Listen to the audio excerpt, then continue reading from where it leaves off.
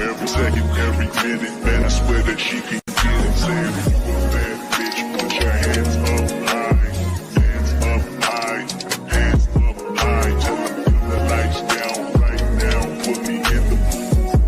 I'm talking about dark room, perfume, go.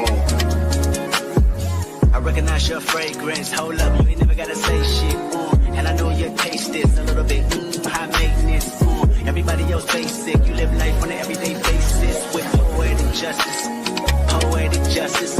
If I told you that a flower bloomed in a dark room, would you trust it? I mean, I write poems in these songs, dedicated to you, and you're in the mood for empathy, is blood in my pen, better yet with your friends and them, I really wanna know you all, I really wanna show you off. Pour up plenty of champagne. Cold nights when you curse this name. You called up your girlfriends and your girl in that little bitty range. I heard that she wanna go and party. She wanna go and party. Nigga don't approach her with that Atari. Nigga that ain't looking home is sorry. They say conversation rule the nation. I can tell, but I could never right my wrongs unless I write it down for real. P.S. You can get it, you can get it, you can get it.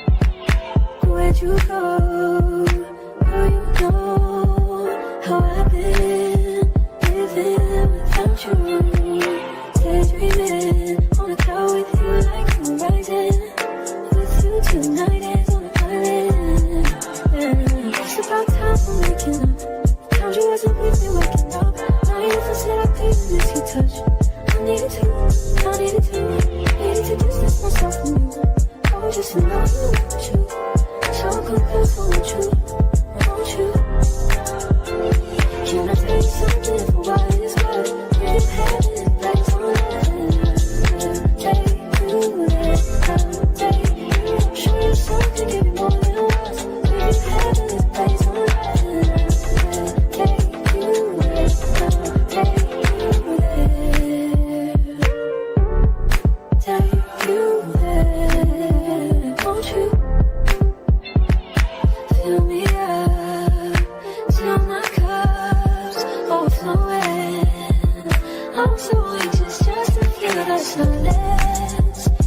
so quiet, but I hear you.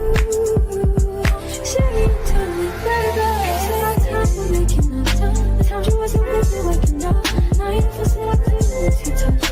I need to distance myself from you. I was just alone with you. So complex, won't you? Won't you? Can I tell you something for what it is worth? We ain't having it back time. Take you there, take you. Show you something, give you more than what we ain't having it back time. Take you there, take you. Show you something, give you more than what we ain't having it back time. Take you there, take you there. Take you there, won't you? Fill me up till my cup's overflowing. I'm so anxious just to feel the silence. It's so quiet, but I hear you. Say you tell me, baby. Say our time we're making up time. The times you wasn't with me waking up. Now you feel said I couldn't miss your touch. I need to distance myself from you. I was just alone with you. So complex, won't you? Can I tell you something for what it is worth? We ain't having it back time. Take you there, take you. Show you something, give you more than what we ain't having it back time. Take you there,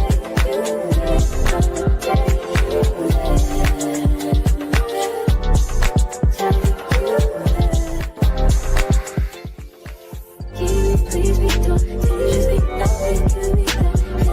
I want you to be yeah. Please be don't please be not making me that. I want you to be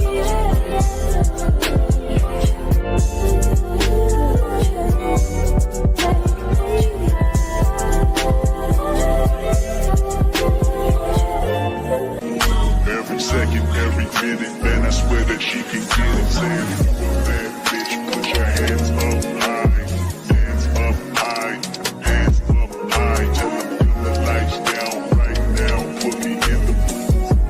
I'm talking about dark perfume, go. I recognize your fragrance. Hold up, you ain't never gotta say shit. And I know your taste is a little bit high maintenance. Everybody else basic. You live life on an everyday basis with poetic justice.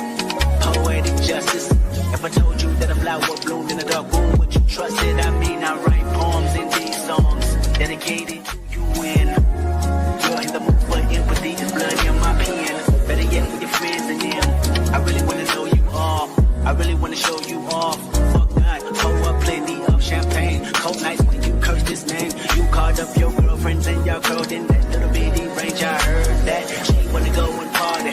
She wanna go and party. Nigga don't approach her with that Atari. Nigga that ain't good game home is sorry. They say conversation ruin a nation. I can tell, but I could never right my wrongs unless I write it down for real. P.S. You can get it, you can get it, you can get it.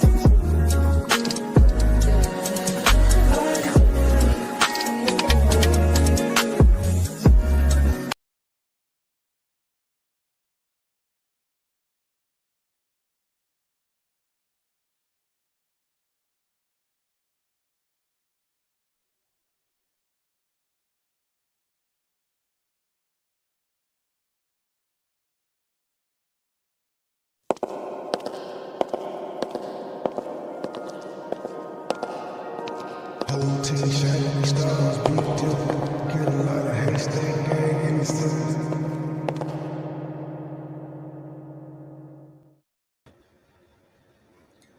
Good morning, good morning, good morning. Happy Wednesday.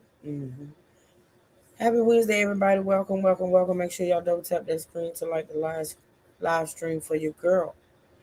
All right, so we got about maybe an hour and a half. We're going to cover the story. Well, actually, we're going to start coverage because there's several clips that I want to play um, pertaining to this story. It's a couple of weeks old.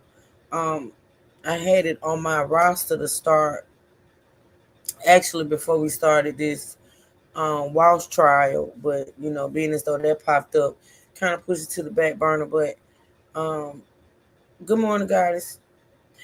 Um, good morning, everybody in the chat. I see y'all. Thank y'all so much for joining. I appreciate it. So being as though it was pushed back when I wanted to originally start covering this story, but yeah. So we're gonna hop into it today. We're gonna start it, and we are going to do the continuous coverage on it until we're done. Hey girl, how you doing? Good morning. Good morning. Good morning, morning.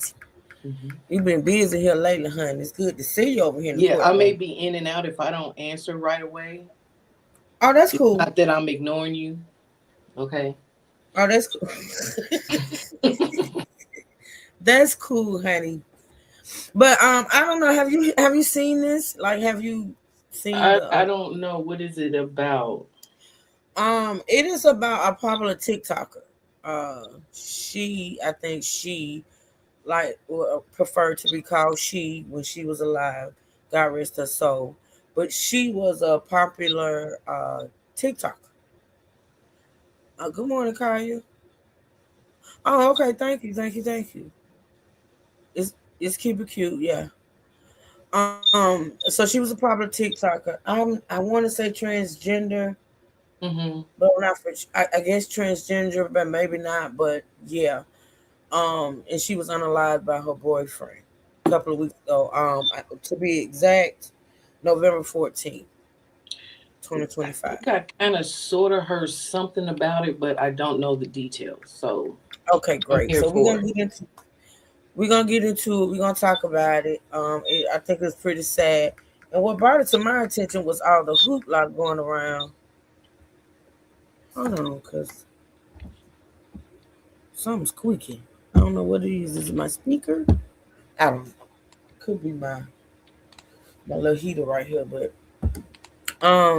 yeah, Miss B. It was a whole lot of hoopla going around about her going home services and how her dad did not want her to be buried in a wig. But I think I mentioned this story when it first broke when I was initially intending on covering it, but then it just kind of got pushed to the back burner. But we're gonna talk about it today.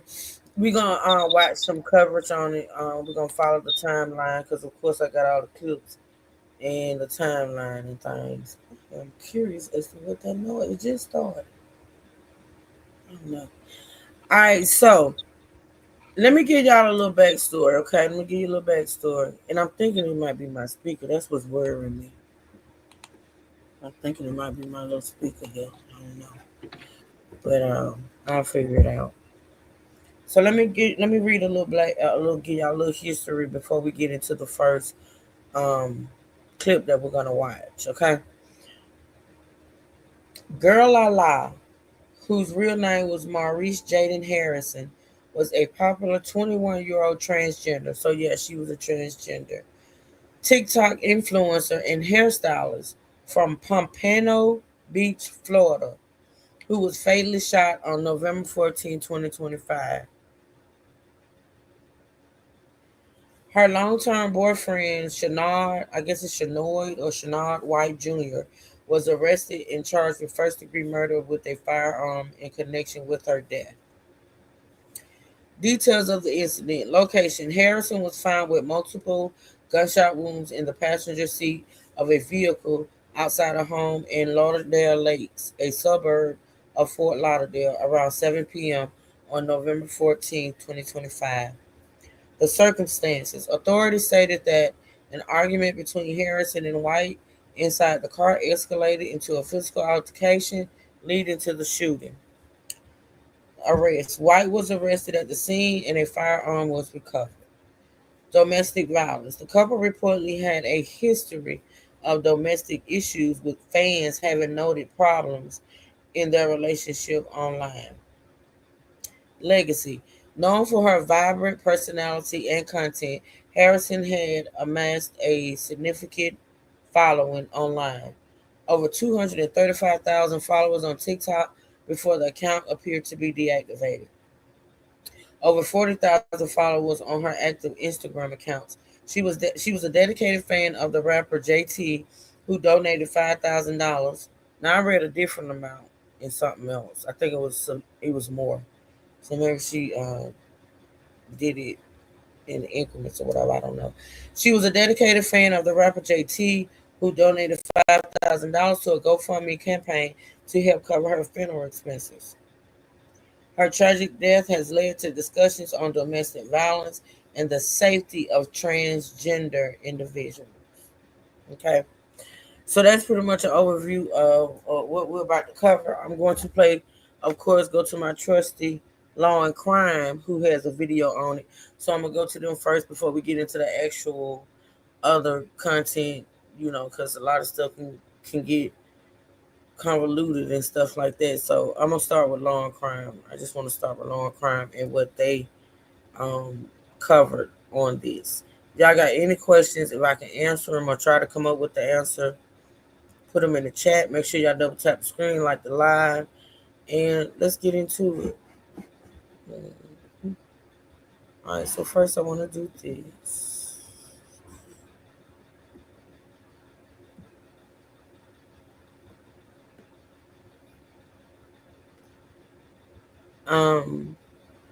I'm thinking if I want to play this 911 call, I'll probably play it as we go along.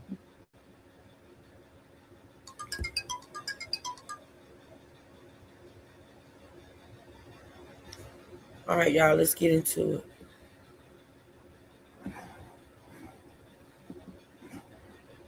I look so much. Shouldn't I say it? Okay.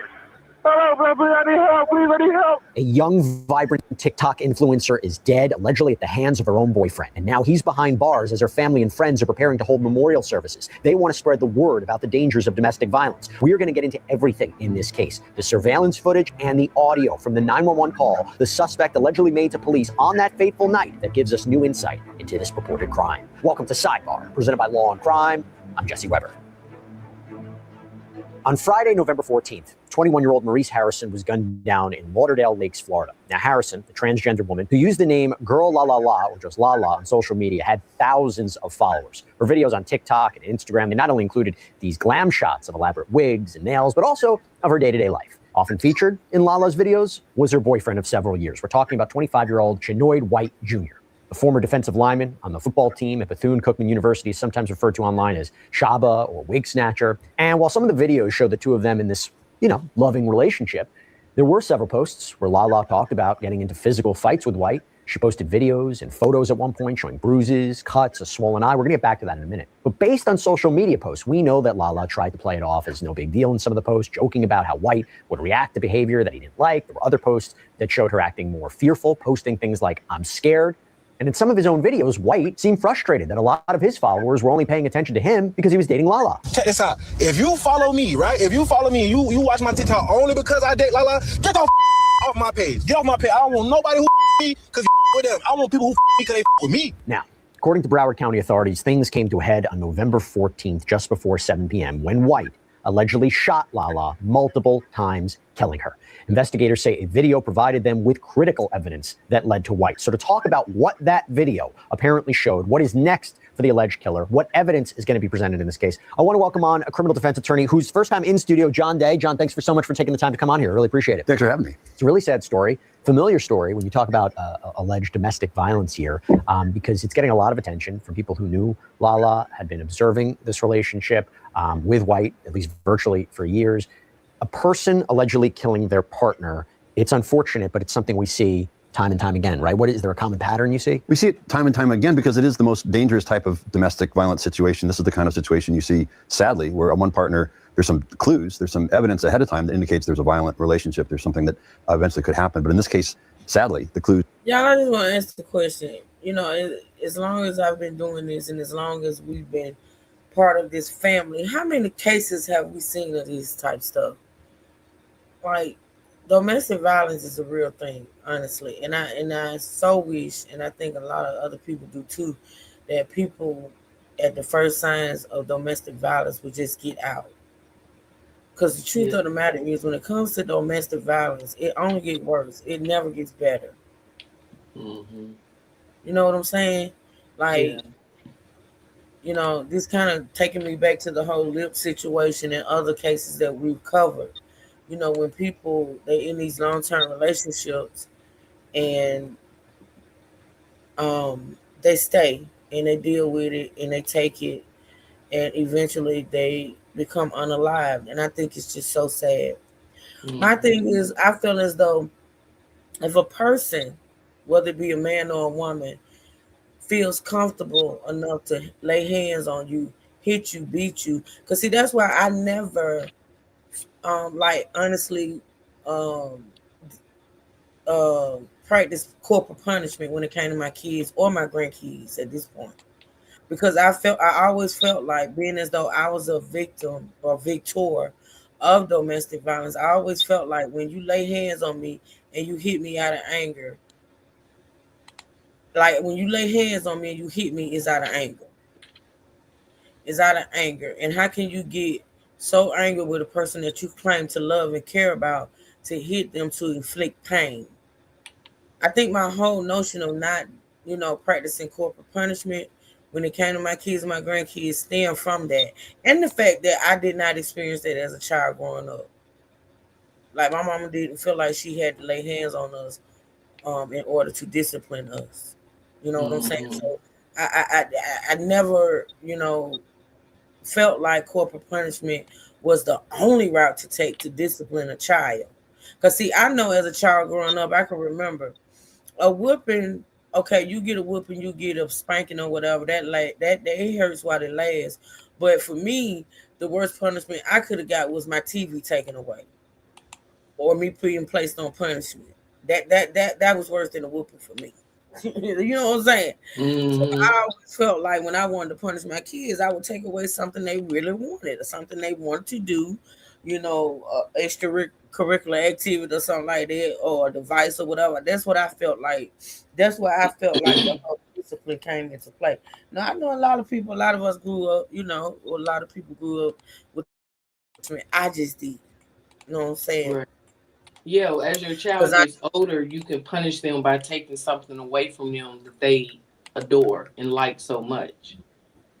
right, that's what I felt. As a young and a toddler, you know, if they're reaching for something, you tell them no and they continue to do it, I feel there's nothing wrong with popping their hands, say, no, do not touch that curling iron because it's hot. But you're still reaching for it. You get what I'm saying? I don't feel like that's like corporate punishment, like popping them or stopping them from harming themselves. Yeah, of course. You know, a little tap on the hand when they're growing up and stuff like that. I ain't gonna say I haven't done that. You know, pop on the hand or something like that. You know, to let them know, no, that's bad. Don't do that. But like, just all out, flat out beatings. No, because like I said, I know when I was going through, I felt like every time you put your hands on me, I felt hated. I felt like you hate me. If you, cause see, people that care and love about, you know, somebody, I feel as though don't want to see them in pain, right? They try to protect them from pain. You know what I'm saying? So you put your hands on me in that way inflicts pain, and that means that you don't mind seeing me in pain. That's just my whole mindset. Mm-hmm. You know what I'm saying? So yeah, I just wish more people, men and women, would realize that when a person is constantly is putting hands on you and inflicting pain on you, you have to get away from that because that's not love. You know what I mean? If you got to put hands on me in order to get your point across, or to make you feel better about whatever's going on, you see, I dealt with it for a long time. And I'm gonna tell you something. When you go through it and you come out of it, the best thing you can do is get therapy to try to understand why you stayed so long, why you dealt with it, why you conform to it, and you got to get that therapy in order for it not to happen again. If you make it out, because truth be told, like this young lady right here, she didn't make it out. She was 21. 20. Yeah, me personally, I don't. How can I put this? I can't fathom in my mind why someone in an abusive relationship. I don't know how to put this without sounding. Well, let me make it easier for you, because you got the same question a lot of women that has not gone through it, and I've talked about this before. You got the same question, or you got the same misunderstanding, well, the same confusion as to why women stay, right? Why women put Well, up this with I asked this because only I came across a situation one time, and I was really, really young, it. Hmm. and it just took that one time for me, A lot of women, and, it does and, take and I it. snapped, and I told him, "Fuck this." You get what I'm saying? And I never looked back. You get what I'm Right. saying? So, Hmm. th- See, it all depends on the person, right? It always just depends on the person, their mentality, what they've been through in life, and how they feel about that person is inflicting that abuse on them. And all is factors, based on what I'm saying, it's different factors as to why women choose to stay. A lot of times, I think the number one reason is fear. That's, mhm. to me, honestly, in my opinion, that's the number one reason. And then another reason too is that they honestly truly love that person, and they don't realize that the person is not loving them back the way they love that person. That they're not in the same space. You know what I mean? Mhm. So they like I say, it's different factors as to why women stay. I can only speak on why I stayed. I can't really say why anybody else stayed, because like I say, it's different reasons why.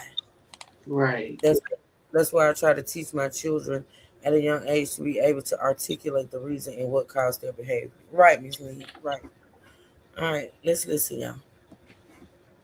Pointed in the direction of one of those people getting murdered, and the police have the partner as the suspect. So domestic violence is so dangerous, especially when there are hints that there's violence in the relationship and that no one has intervened, no one stepped in, there's been no way to stop it, and it leads to tragedy. Do you see a common motive or common theme? It's anger, it's jealousy, it's things that bubble up in relationships, and most people can deal with them on a level that's appropriate.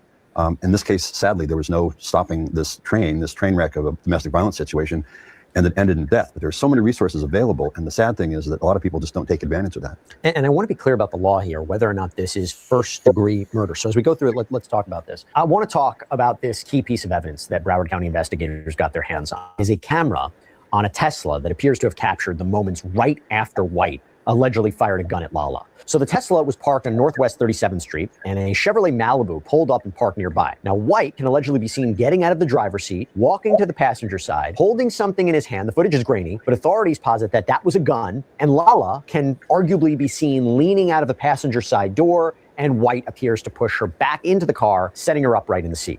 Now, the arrest affidavit states that White pulled Lala up by her hair. The affidavit reads, quote, White's vehicle pulled into the driveway and both doors opened momentarily before closing. The driver's door then reopened, and a black male, later identified, seen removing what appeared to be a firearm from his waistband with his right hand and firing into the vehicle toward the front passenger seat where the victim was seated. A visible muzzle flash was captured on the video. The front passenger door then opened, and the victim was observed slumped over. Immediately afterward, White walked around the vehicle holding what appeared to be a black firearm, then pulled the victim upright by her hair. Quick detour from this for a second. Can we be real about something that affects Americans all across this country? Credit card debt. Okay, this isn't an accident. Every call, every fee, every lose. That's the truth. But today, PDS debt has cost business debt. It's your reassessment and find.com/sidebar, pdsdebt.com/sidebar. Now, the warrant states that when emergency crews arrived, this victim was sitting in a pool of blood. And again, authorities say she was shot multiple times. How often do you have video footage of an alleged crime like this, video footage of an alleged murder like this? You know, what we're seeing is more and more, not just surveillance video from homes and businesses, but cars that actually have the video recording capability, like Teslas, and it's a brand new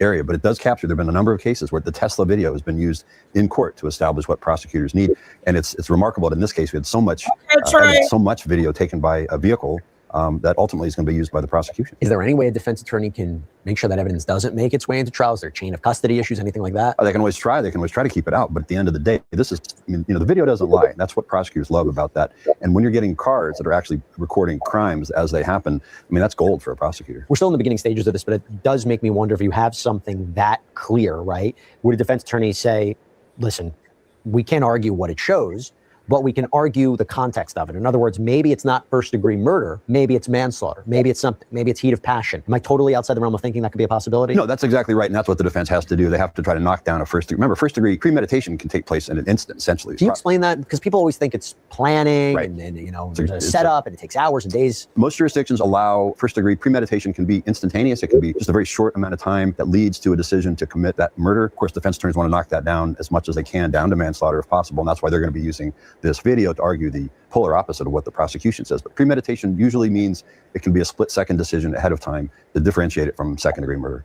The number of shots that are fired, if you're talking about a victim like Lala, who was shot multiple times, is that, you know, from the prosecution's point of view, I could see how that could be beneficial, but I also wonder if it could be used by the defense. The number of shots fired, the amount of times she was shot, what does that tell you? Well, the defense is going to be saying this is more of a heat of passion type crime. This is not a premeditated crime. This is something that was generated by some triggering effect. There was something that caused this to happen that knocks it down from first degree. So they've got their work cut out for them, trying to establish for the defense that this was not a planned homicide, that this was something that happened instantaneously, if they can actually, if the prosecution can actually pinpoint that this is the person who shot the poor victim. And it's really graphic, but how many times in a criminal trial do you have a medical examiner come in and talk about the trajectory of the shots and where the shots landed and the impact they had on the body? That has an effect on a jury, right? When you have to, because prosecutors have to establish a death occurred. But I think it's very important. Defense attorneys might not love this evidence where the jury is told in explicit detail where those bullets ended up, right, and caused the death. Well, remember, jurors have seen all the CSI shows, all the medical investigation shows. They know that there's going to be an expert who comes in there and says, and supposedly it's an expert who's not testifying for one side or the other, even though it's a prosecution expert. And jurors like these experts because they're not seen as owned by one side or the other. They're doing very clinical testimony. They've got charts, they've got photographs, they've got even sometimes videos. And so medical examiner testimony is something that jurors love because it helps them put the pieces together. I want to go to what the affidavit says about White, because they say that he was seen pacing back and forth near the car before calling 911. We have the audio, okay? The audio from that phone call may give us an idea of White's mindset and may give us an idea of how both sides will use this to their advantage. Hello, what can you hear? Hello, brother, I need help, please, I need help. 911, what is the address to your emergency? Hello? Hello, can you hear me?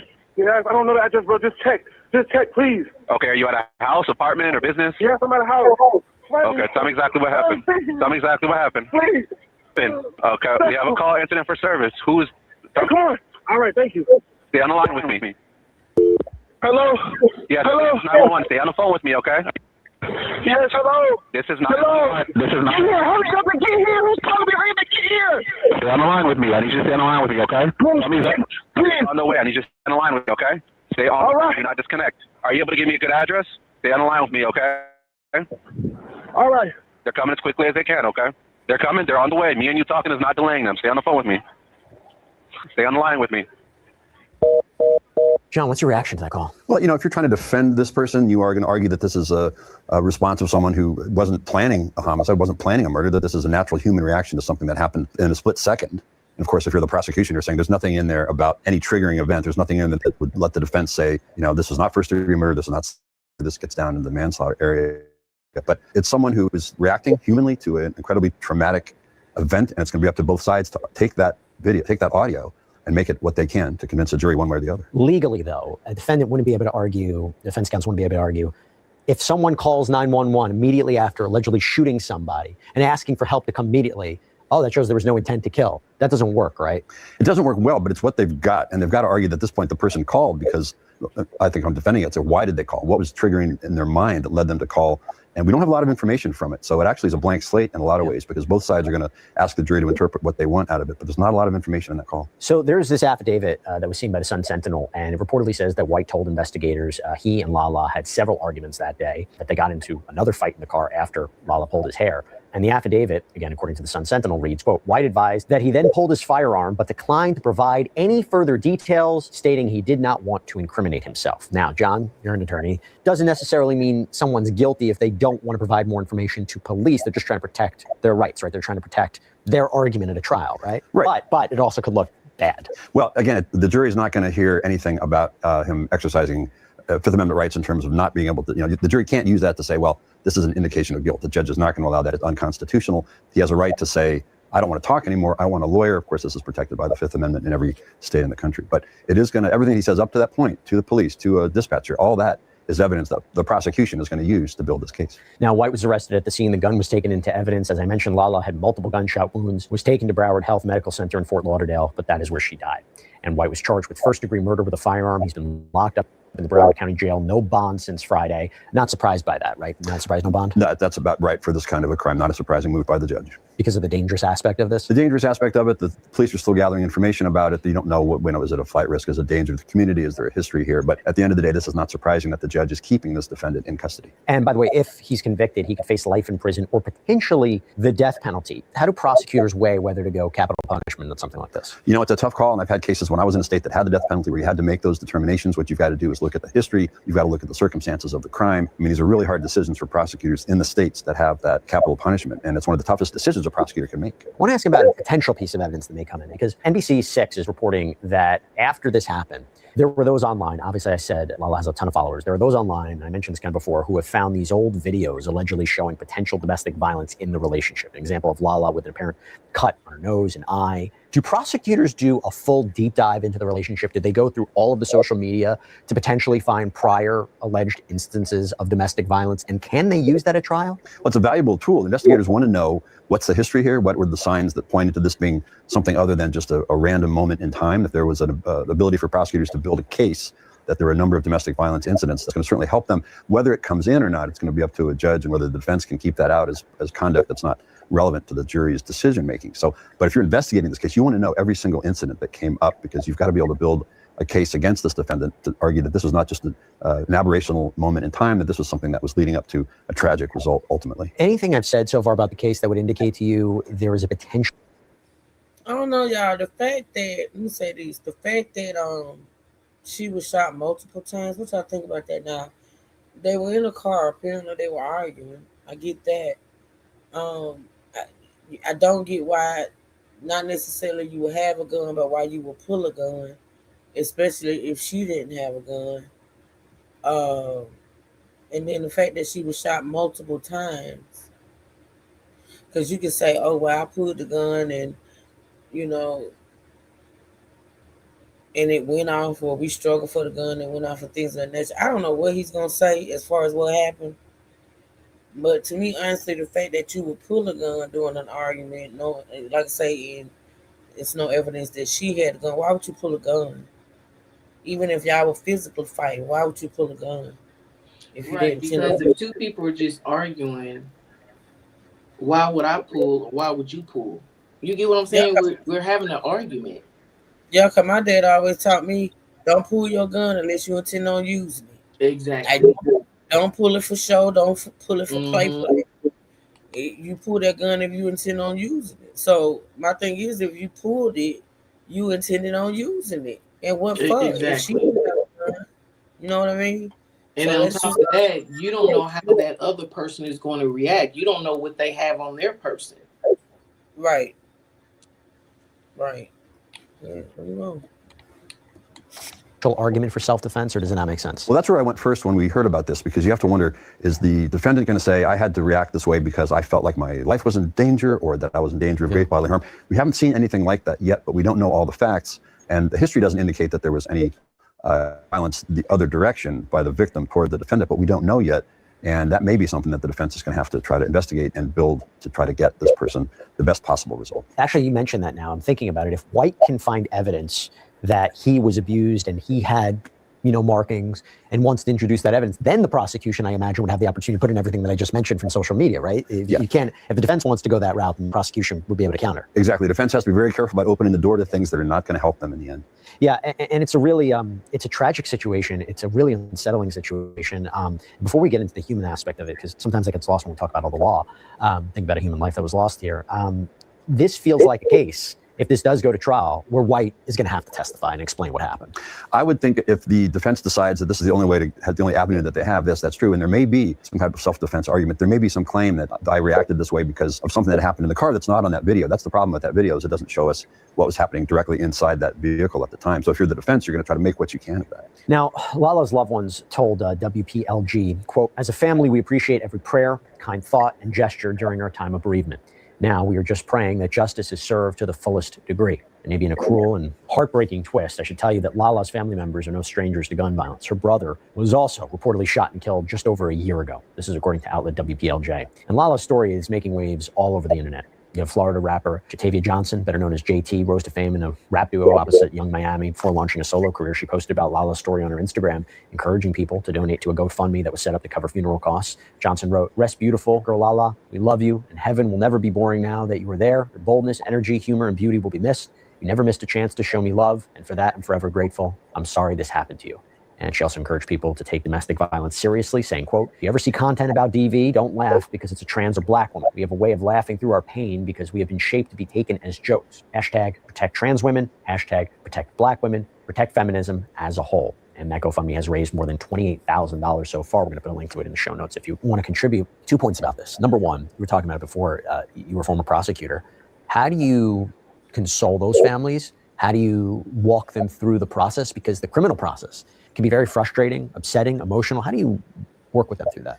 You've got to have so much sympathy for what the family's going through. You've got to say, I've got to explain how the justice system works. It's going to be frustrating for you. It's not necessarily clean. It's not quick. If you're a good prosecutor, you're saying, I'll be here. My office will be here for you the entire way. We're going to do what we can. But at the same time, there's always a difference between what the families of domestic violence victims expect and what the reality is in a court setting. Because the prosecutors, while they're there for the victims' families, they also represent the state of whatever, Florida, for example. And so their job is to do what's best for the community. And that doesn't always coincide, sadly, with what victims' families want. And trials cases are unpredictable too. They can't make certain guarantees. I want to go to this final point, and I want to be clear, I'm not blaming anybody. But that statement kind of hits something where people post things on social media, and if people are reporting and showing signs of domestic violence and no one steps in, no one reports it, they think it's funny, they, maybe it's a member of a certain community, they don't take it seriously. That's a real thing, right? And the way I think about it also is like, I've seen so many videos where someone's like dying on the street or someone's being attacked on the street and people are just like, videotaping, they're not calling. Are you seeing this more and more? Are you seeing a problem with social media and phones that there is a detachment from really accepting what's going on? Well, that's the danger, isn't it? That's the idea that now in our world of social media, that it's more important to record the moment than to actually intervene as a human being and try to make some kind of a difference. And that's the concern. Maybe that this incident, with so many followers in social media, with so many people paying attention to this, maybe the idea that there are sometimes clues about domestic violence that people need to pay attention to more closely before something like this happens. John Day, thanks so much for coming on. Appreciate it. Of course. And that's all we have for you right now here on Sidebar. Everybody, thank you so much for joining us. And as always, please subscribe on YouTube, Apple Podcasts, Spotify, wherever you get your podcasts. You can follow me on X or Instagram. All right, y'all. So that's the law and crime aspect of it. I wanted to play that first before we got into all the other hoopla about it and all the other, sort of kind of drama that surrounded what happened. The bottom line is, girl Lala was 21 years old. She was unalived by her boyfriend, shot multiple times inside a car during an argument. I have to check it out, but from what I understand, he's still locked up with no bond unless something has changed. And yeah, that's basically what it is. Okay, so let's see what I'm gonna play next. Oh goodness. And I do have that 911 call separate, a video separate, but they played it. I'll probably play it again eventually. But they did play it. I'm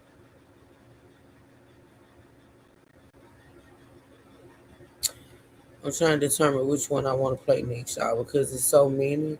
I do. Okay, let's do Twisted Crimes because I know that I've reacted to there. And if I can get Can't even bear my son in peace. if I oh no, see that's the daddy. I want to get into that later. Let's go with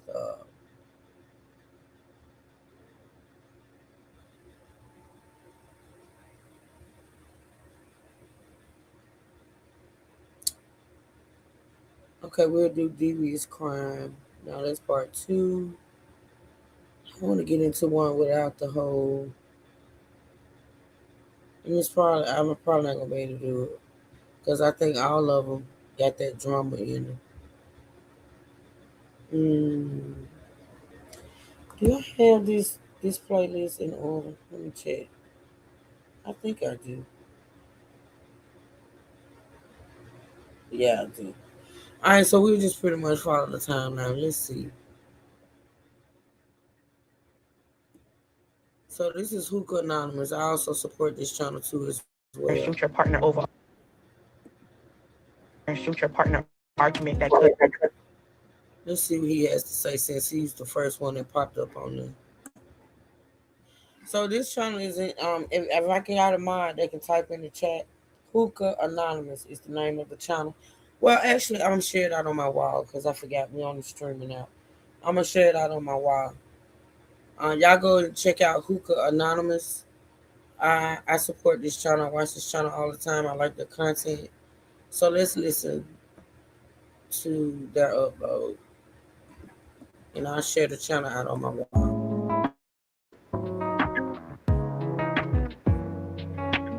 And another thing, right? Check this out. If you follow me, right? If you follow me, you watch my TikTok only because I date Lala, get off my page. I don't miss it. I don't like it. I hate everything about it. And that's the God honest truth. 3 months ago, probably like 4 months ago, he shot girl a lot already. And she got grazed from the bullet. Girl a lot was in the passenger seat. He was in the driver's seat. He stand outside the driver's seat and took the gun, shot him. Hold on. Did she just say he shot her before? Is that what I'm hearing? Let me back that up. And the statement he made right here on this post right here, y'all, truly, honestly, should have been a red flag because apparently he had some issue with. See, sometimes you could be dating someone, even married to someone that's actually kind of jealous of the attention that you get over them. You know what I'm saying? It's possible. People think that because they with someone, even married to someone, that they couldn't be jealous. Like the way he's speaking in this post right here, you know, he has an issue. Like, don't follow me just because of who she is. It indicates to me that he had a whole issue with her. I want to say fame or notoriety or whatever. I mean, because he mad. As I said, I was thinking the same thing. Truth, yeah, that's a real thing. You know what I'm saying? But I want to hear what this. I want to make sure I heard only because I date Lala, get off my page. I don't miss it. I don't like it. I hate everything about it. And that's the God honest truth. 3 months ago, probably like 4 months ago, he shot girl a lot already. And she got grazed from the bullet. It's our footage. Girl a lot was in the passenger seat. He was in the driver's seat. He stand outside the driver's seat and took the gun, shot him. I know most of us already know.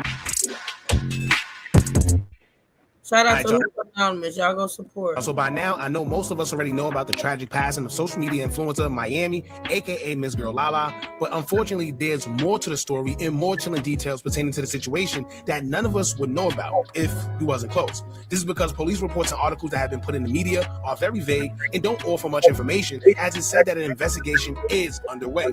But there's close friends of Girl Lala who knows more about the situation than anybody else, including past occurrences that aren't public until now. People who are close have been speaking out, and many of them are saying that they already kind of seen this coming due to the nature of Girl Lala and his boyfriend relationship. The boyfriend was clearly jealous, and it's already been revealed on social media. to him telling his followers who follow him because of Girl Lala to stop following him, down to a DM that was exposed by someone close after Girl Lala's death, showing the hatred that Shanoid had for Girl Lala, and says that he don't even like him. That a boyfriend Shanoid White have already been arrested and charged with premeditated. Is how the hell you in a relationship with somebody you don't like? Like, it's one thing to be jealous, that comes, I get it. But for you to be with somebody you say you don't like, so if you don't like this person and you're jealous of this person, why are you with this person? See, it seemed like to me, even though he's saying, if you with me because of her, don't follow me. But it seemed to me he was with her just for that reason. And I got a question. If he fired at her before, this was not his first time, and it just grazed her or missed her, why wasn't that reported? Why was he not arrested then? Well, in order for him to be arrested, she would have had to call the cops. Yeah, and that should have been a huge red flag. Huge. Because if you pulled out a gun and fired at me once, what makes you think he won't do it again? And that grazing could have been just a fluke. Because if like I say, if you pull out a gun intending to use it, because that's what happens when you pull out a gun, and you actually fire that gun at me, you trying to kill. Fuck trying to hurt me. You trying to kill me. I don't care what your intentions are, to hurt me, to scare me, to take me out. I'm gonna take it seriously. If I make it out, I'm not looking back. Right. Yeah, that's oh my God. Murder, because police believe for whatever reason that he already had plans on doing this to Girl Lala. And the fact that he unalived him just 2 weeks after being released from jail does show that he already had some type of built-up animosity. Now, also, I'm not going to show the whole video of the situation out of respect for the family, but I would show a peek of it as it's already circulating on social media. This isn't to be disrespectful, plus you can't really see him getting shot. This is just to further prove that he was the shooter, and he is seen with the firearm in his hand. Seemed like he goes over to Girl Lala after the shooting and tried to confirm that he was in fact shot.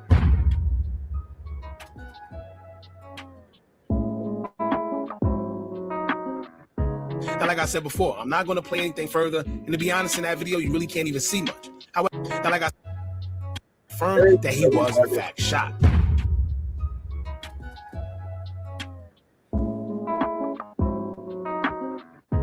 Now, like I said before, I'm not going to play anything further, and to be honest, in that video, you really can't even see much. However, you do see the firearm in his possession, and it also proves that whatever took place happened inside of the car and nowhere else. Now, the video seems like someone recorded it off of their Ring camera, and I wish that they wouldn't have posted it, but as I always tell y'all, this is the time that we're living in, where for whatever reason, it's like people get a kick out of posting some of the most gruesome things and think that it's okay. I don't even know why someone would record something in their phone, like someone bleeding out. Yeah. To be honest, I think Law and Crime stated that it was recorded inside of a car, a Tesla. Now, why that person choked, I don't know. Listen, I can never understand why people post stuff like that. You know, they even post stuff like that going down without even sending it to the cops. Send it to the cops. Like, send it to the cops. Why you gotta, because everybody wants to go viral. Everybody wants to go motherfucking viral for anything, any and everything at this point.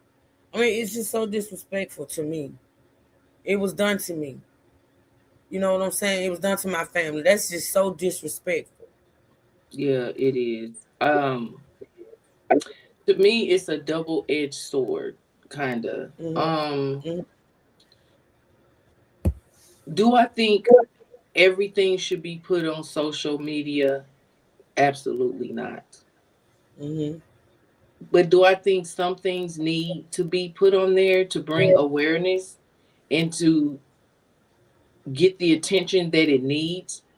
For instance, those women that are in active labor getting kicked out of the hospital. Oh, yeah. Oh, yeah. You get what I'm saying? So, like I said, it's kind of like, yeah. So it's kind of like a double-edged sword, like I said.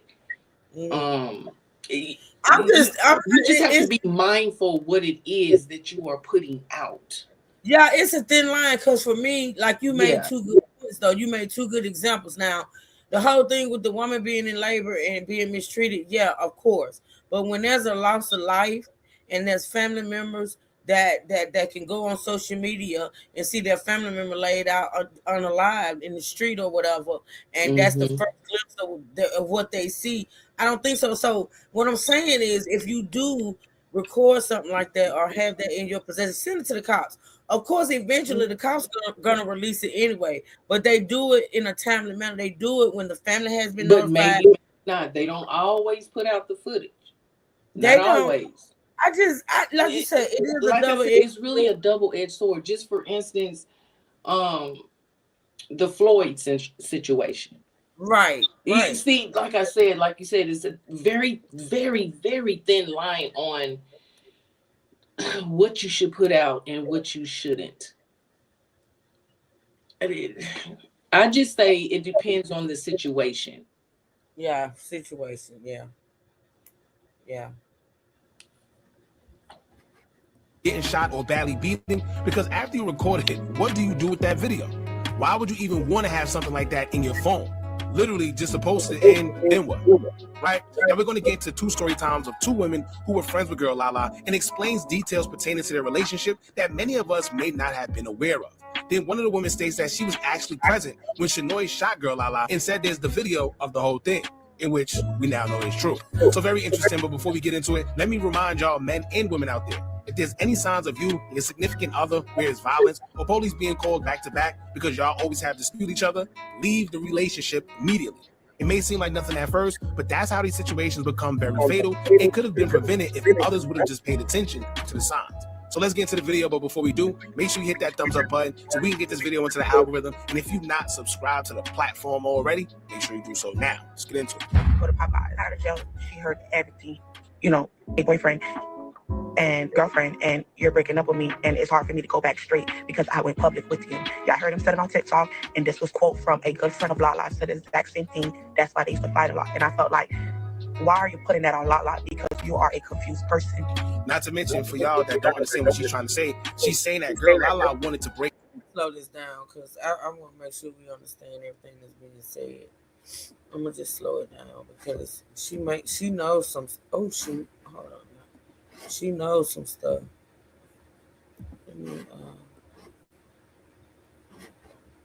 Pick up with him. Subscribe to the, hit that thumbs up button so we can get this video into the algorithm. And if you've not subscribed to the platform already, make sure you do so now. Let's get into it. Go to Popeye, out of jail. She heard everything. You know, a boyfriend and girlfriend, and you're breaking up with me, and it's hard for me to go back straight because I went public with you. Yeah, I heard him said it on TikTok, and this was quote from a good friend of Lala, said the exact same thing. That's why they used to fight a lot. And I felt like, why are you putting that on Lala? Because you are a confused person. Not to mention, for y'all that don't understand what she's trying to say, she's saying that Girl Lala wanted to break up with him, and they did. But his thing was, you want to break up with me now, and I can't find nobody else, especially no other woman, because they all know that I'm basically why. So I can't find another woman because they don't want to deal with me because they think I'm GAY or know I'm GAY. And I came out public, and now nobody want nothing to do with me.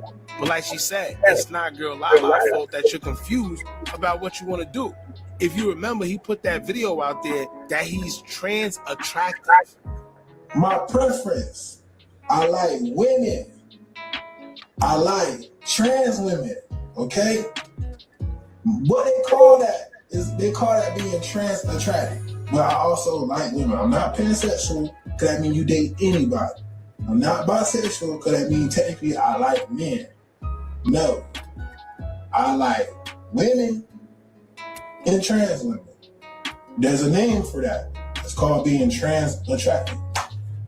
Right? You know, that's one of these new words that got out there now. Wait a minute. If you're confused, do not put that on your spouse. Just distance yourself. I was told from a family friend that Girl Lala was out for 2 weeks. And guys, bear with me. I don't want to cry. Girl Lala was out for 2 weeks, and he used to drive at the family friend house. So at this time, Girl Lala was at a family friend house when she got out of jail. And he used to drive up and down, stalk Girl Lala, be at the house when she got out of jail because Girl Lala did not pop out. If you guys know Girl Lala, she's on TikTok, she's on Instagram, she's always posting. Now, when Girl Lala got out of jail, she told all her family friends, this is what a family friend told me.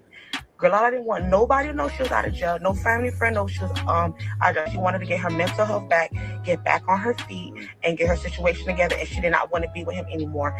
I was told that he knew that Girl Lala did not want him anymore because of everything that was going on in jail and outside of jail. Okay? And that's because when Girl Lala was inside, what happens is he was on Instagram. Some people was accusing him of putting her down, saying crazy things because she's in jail, saying if you follow me, you can't follow. I wonder why she went to jail. Maybe it'll come out in some of these other clips I got, but I wonder if she was in jail for maybe them being into a fight or something. I wonder why she was in jail. But I guess I can't probably research that. I'll probably research it. Her or vice versa. Some say he was cheating. There was a lot of theories and things going on while Girl Lala was inside, and that's probably the reason why when he came out, they didn't want nothing to do with him. Now, when the day of the crime scene, I'm going to get to the day of the crime scene. Okay? This is what a family friend told me, and I read police paperwork. I can't show it, but I read it. So, guys, if y'all want to screen record, I'm about to get into details, okay? 3 months ago, probably like 4 months ago, he shot Girl Lala already. And she got grazed from the bullet. She didn't want nobody to know. Nobody didn't know about that situation. See, that's suffering in silence. Yeah. Right? When something like, first of all, if something happened like that, there's no way we could communicate after that. You literally tried to take my life, right? So I don't care what it is. We can't be friends. We can't be cordial. I don't want to see you. I don't even want to be in the same area as you. I don't trust you. You try to take my life. So the fact that Girl Lala actually met up with him after the fact was kind of crazy, but who knows, right? We can't just put everything on him. She got shot from him 3 months ago, like 3 months ago. And there's a police report of that. He already shot her before, but got grazed. Now, Girl Lala got out of jail. That was like kind of right when she got out. Like after 3 months, there was fighting, bickering. She ended up going to jail. Girl Lala did like 90 days or 100 days already. So when she got out, they was already on bad terms. So they was already on bad terms because of the shooting. But now that I think about it, right? Once again, the law has failed them, right? The law has failed us. Because how is it that he was able to shoot and graze her and didn't get no type of penalty for it, right? Why wasn't he arrested? Because if you ask me, that's basically attempted murder. He tried to shoot, he grazed her, and thank God he did, because he would have been gone even then. So the day of the crime scene, it was about approximately 6 p.m. when I read on the paperwork. Dispatch was called from the police. Dispatch was called from him, the shooter, her boyfriend. He called the police. Nobody called the police. He did not, what's the word I was saying? He did not say, he didn't leave the scene. He stayed on the scene. He didn't call self-defense, any of that. He called police.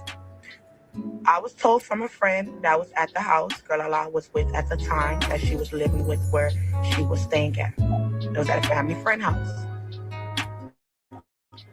He picked Girl Lala up around 3 to 5 o'clock. They came back probably 2 hours later. When they came back, they were sitting in the car together in front of the friend family house. When they sat outside in front of the friend family house,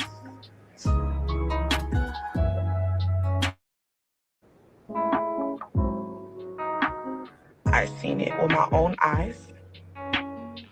There is a footage. It won't be out. It shouldn't come out. If people do have it, do not show it. The police have the footage. I'm telling you guys what I seen with my own eyes on footage. There is a footage. You know what's crazy, right? Now that I think about it, because if y'all want, shout out to Woo Lady, y'all go to her page at Woo Lady TV on Instagram, right? She's now defending herself because she's being accused of being the one that put out the video that's now circulating of the situation. But if you pay attention to this, she's basically saying it's not going to come out. She don't want it to come out, right?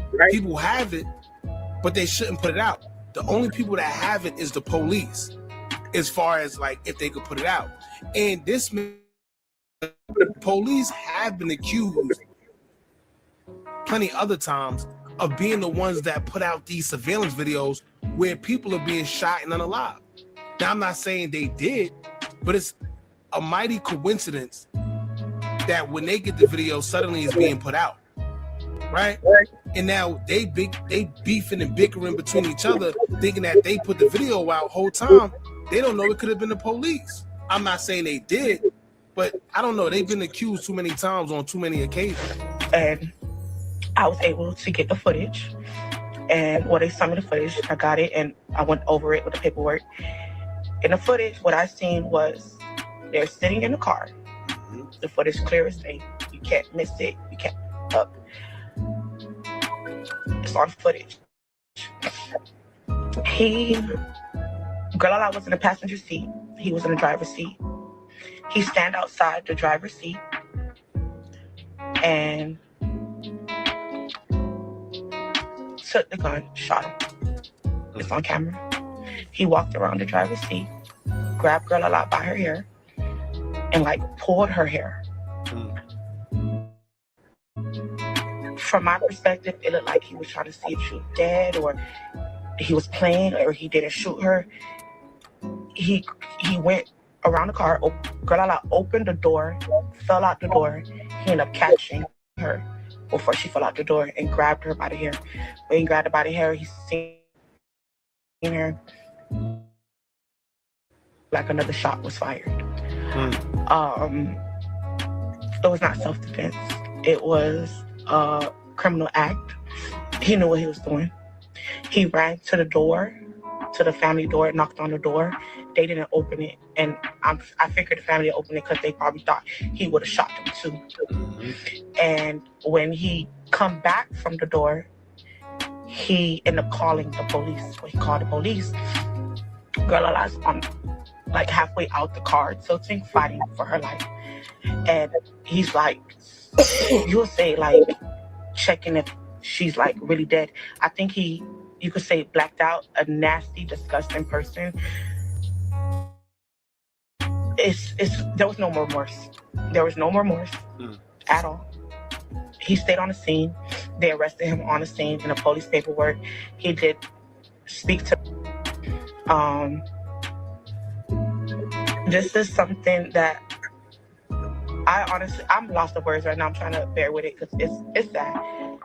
You know, it could be one of two things. He stayed on the scene so he can probably, I guess, play the self-defense role later on and say, well, I'm the one that called y'all because, as you can see, this is why I called, because it was self-defense. Or maybe he just don't have it all. Maybe he knew that it was no running anyway, right? So it's one of two things. Like I said, he either trying to play the self-defense role or he just felt that it was no sense in running, and he had that much anger built inside of him that he rather took his life and not care about it as long as he's not here no more.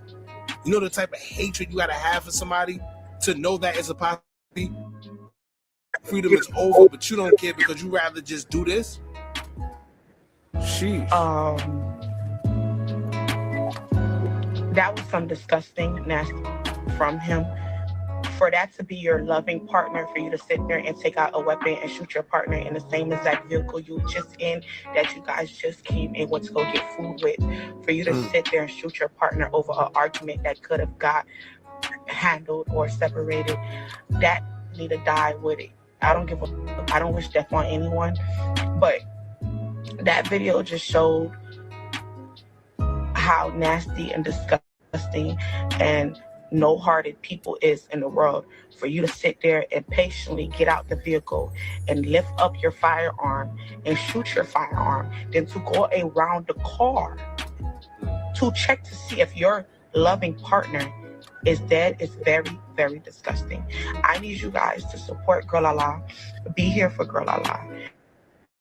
This is someone she truly loved. This is somebody that she supported. This is somebody we watched, she laughed with, smiled with, cried with, asked us for help on Instagram. This is the nastiest domestic violence situation. We would usually see black eyes. We would usually see like fighting stuff, but for me to see with my actual own eyes of a domestic violence shooting situation, it was nasty. It's disturbing. I'm speechless. I really don't know what words to even come out right now, because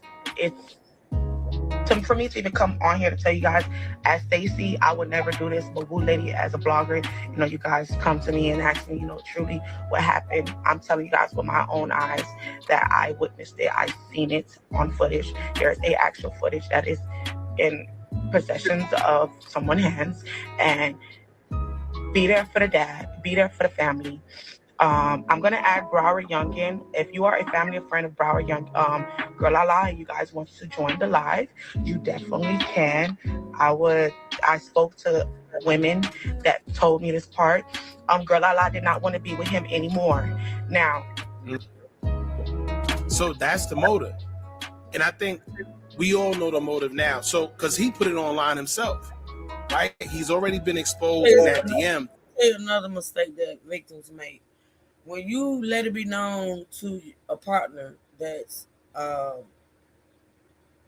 physically abusing you, pulling guns on you, grazing you, shooting you, attempting to shoot you, and all that type of shit, and you make it be known, and you mean it, that you don't want to be with that person anymore, don't go back around that person. Don't allow them to persuade or manipulate you. Just one more time, can we talk? Just one more time, can we do this? Can we do that?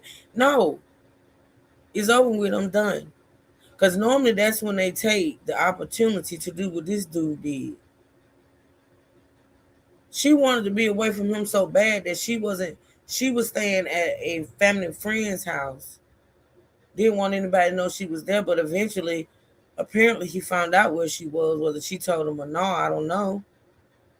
But once you make it be known and you make it up in your mind that you're done and you don't want to be with that person no more, don't do that last visit, that last conversation, that last meetup, because it could ultimately be your last with anybody.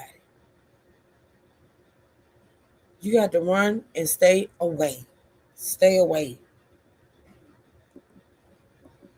Where he's basically telling the other, I don't know if it was a woman or a man or whatever, but telling her that the reason why he can't get girls no more, girls don't look at him, is because they know him for being in a relationship with Girl Lala, right? And then we already seen call himself trans attractive, whatever that word is.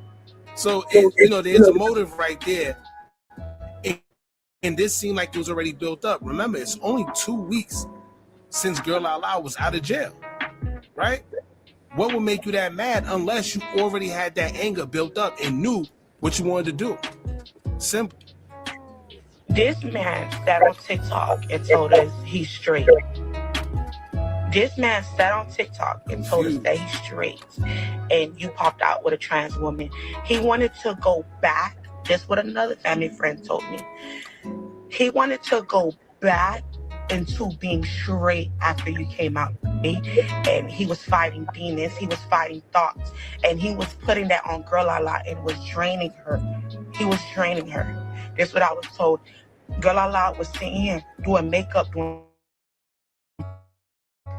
promo, acting. She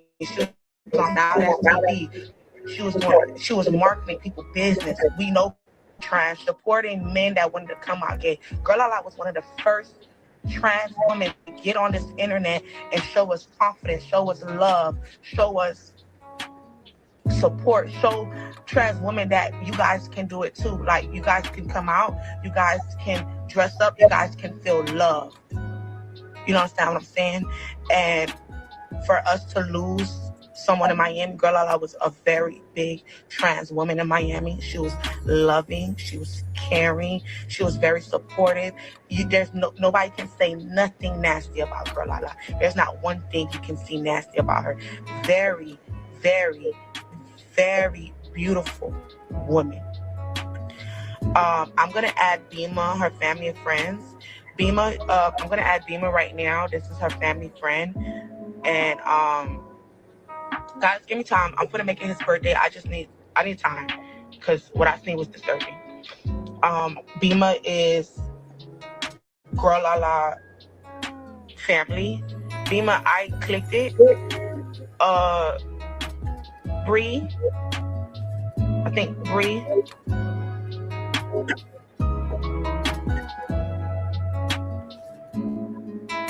Hello. Hi, Ule. So I just want to make this clear. I was the one that was there when the whole situation happened. I have the video. So whoever has the video, please be respectful for his family, my family, because Girl Lala stayed with me. That's my little brother. Oh, so it's more than one person that had that video then.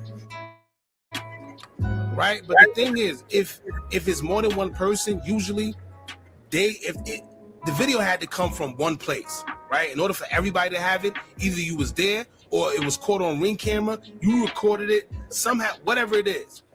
But they should know who got the video, and at the end of the day, it should be that easy to know who leaked the video.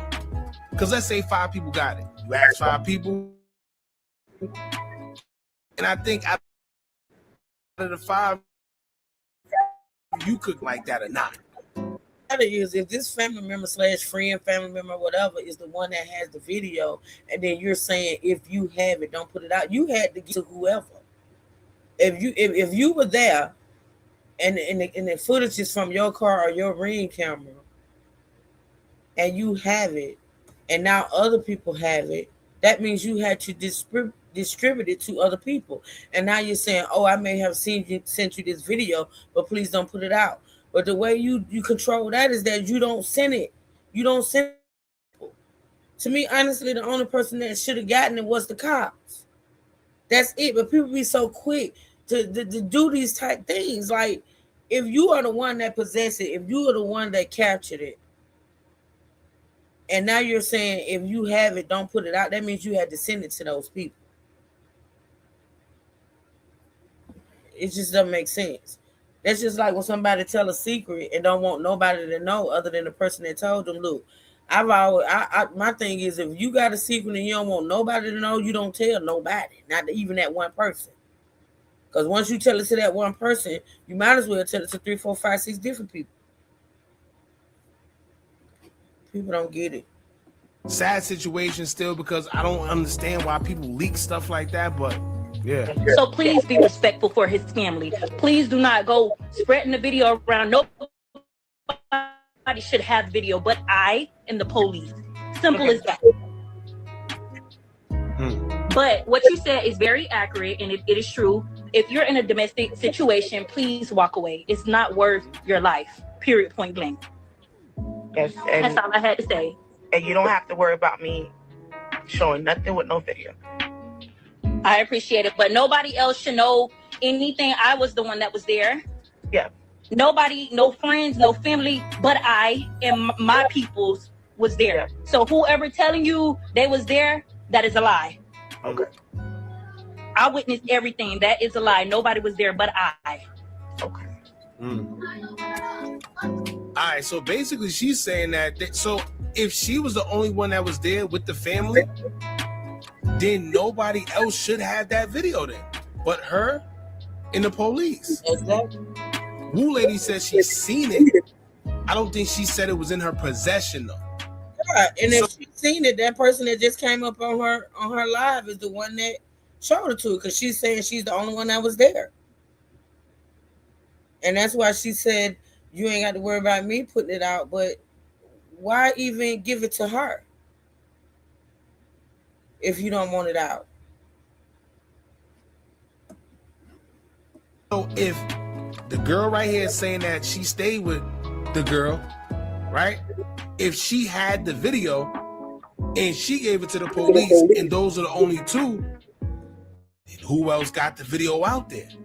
Unless another family member did it sneakingly, or this is crazy. Anyway, we're going to get to another woman who explains that she was speaking to Girl Lala while she was incarcerated before she came out this last time, and explained that Girl Lala was on a different type of time. She was trying to fix herself mentally, physically, financially, and nothing to do with the boyfriend.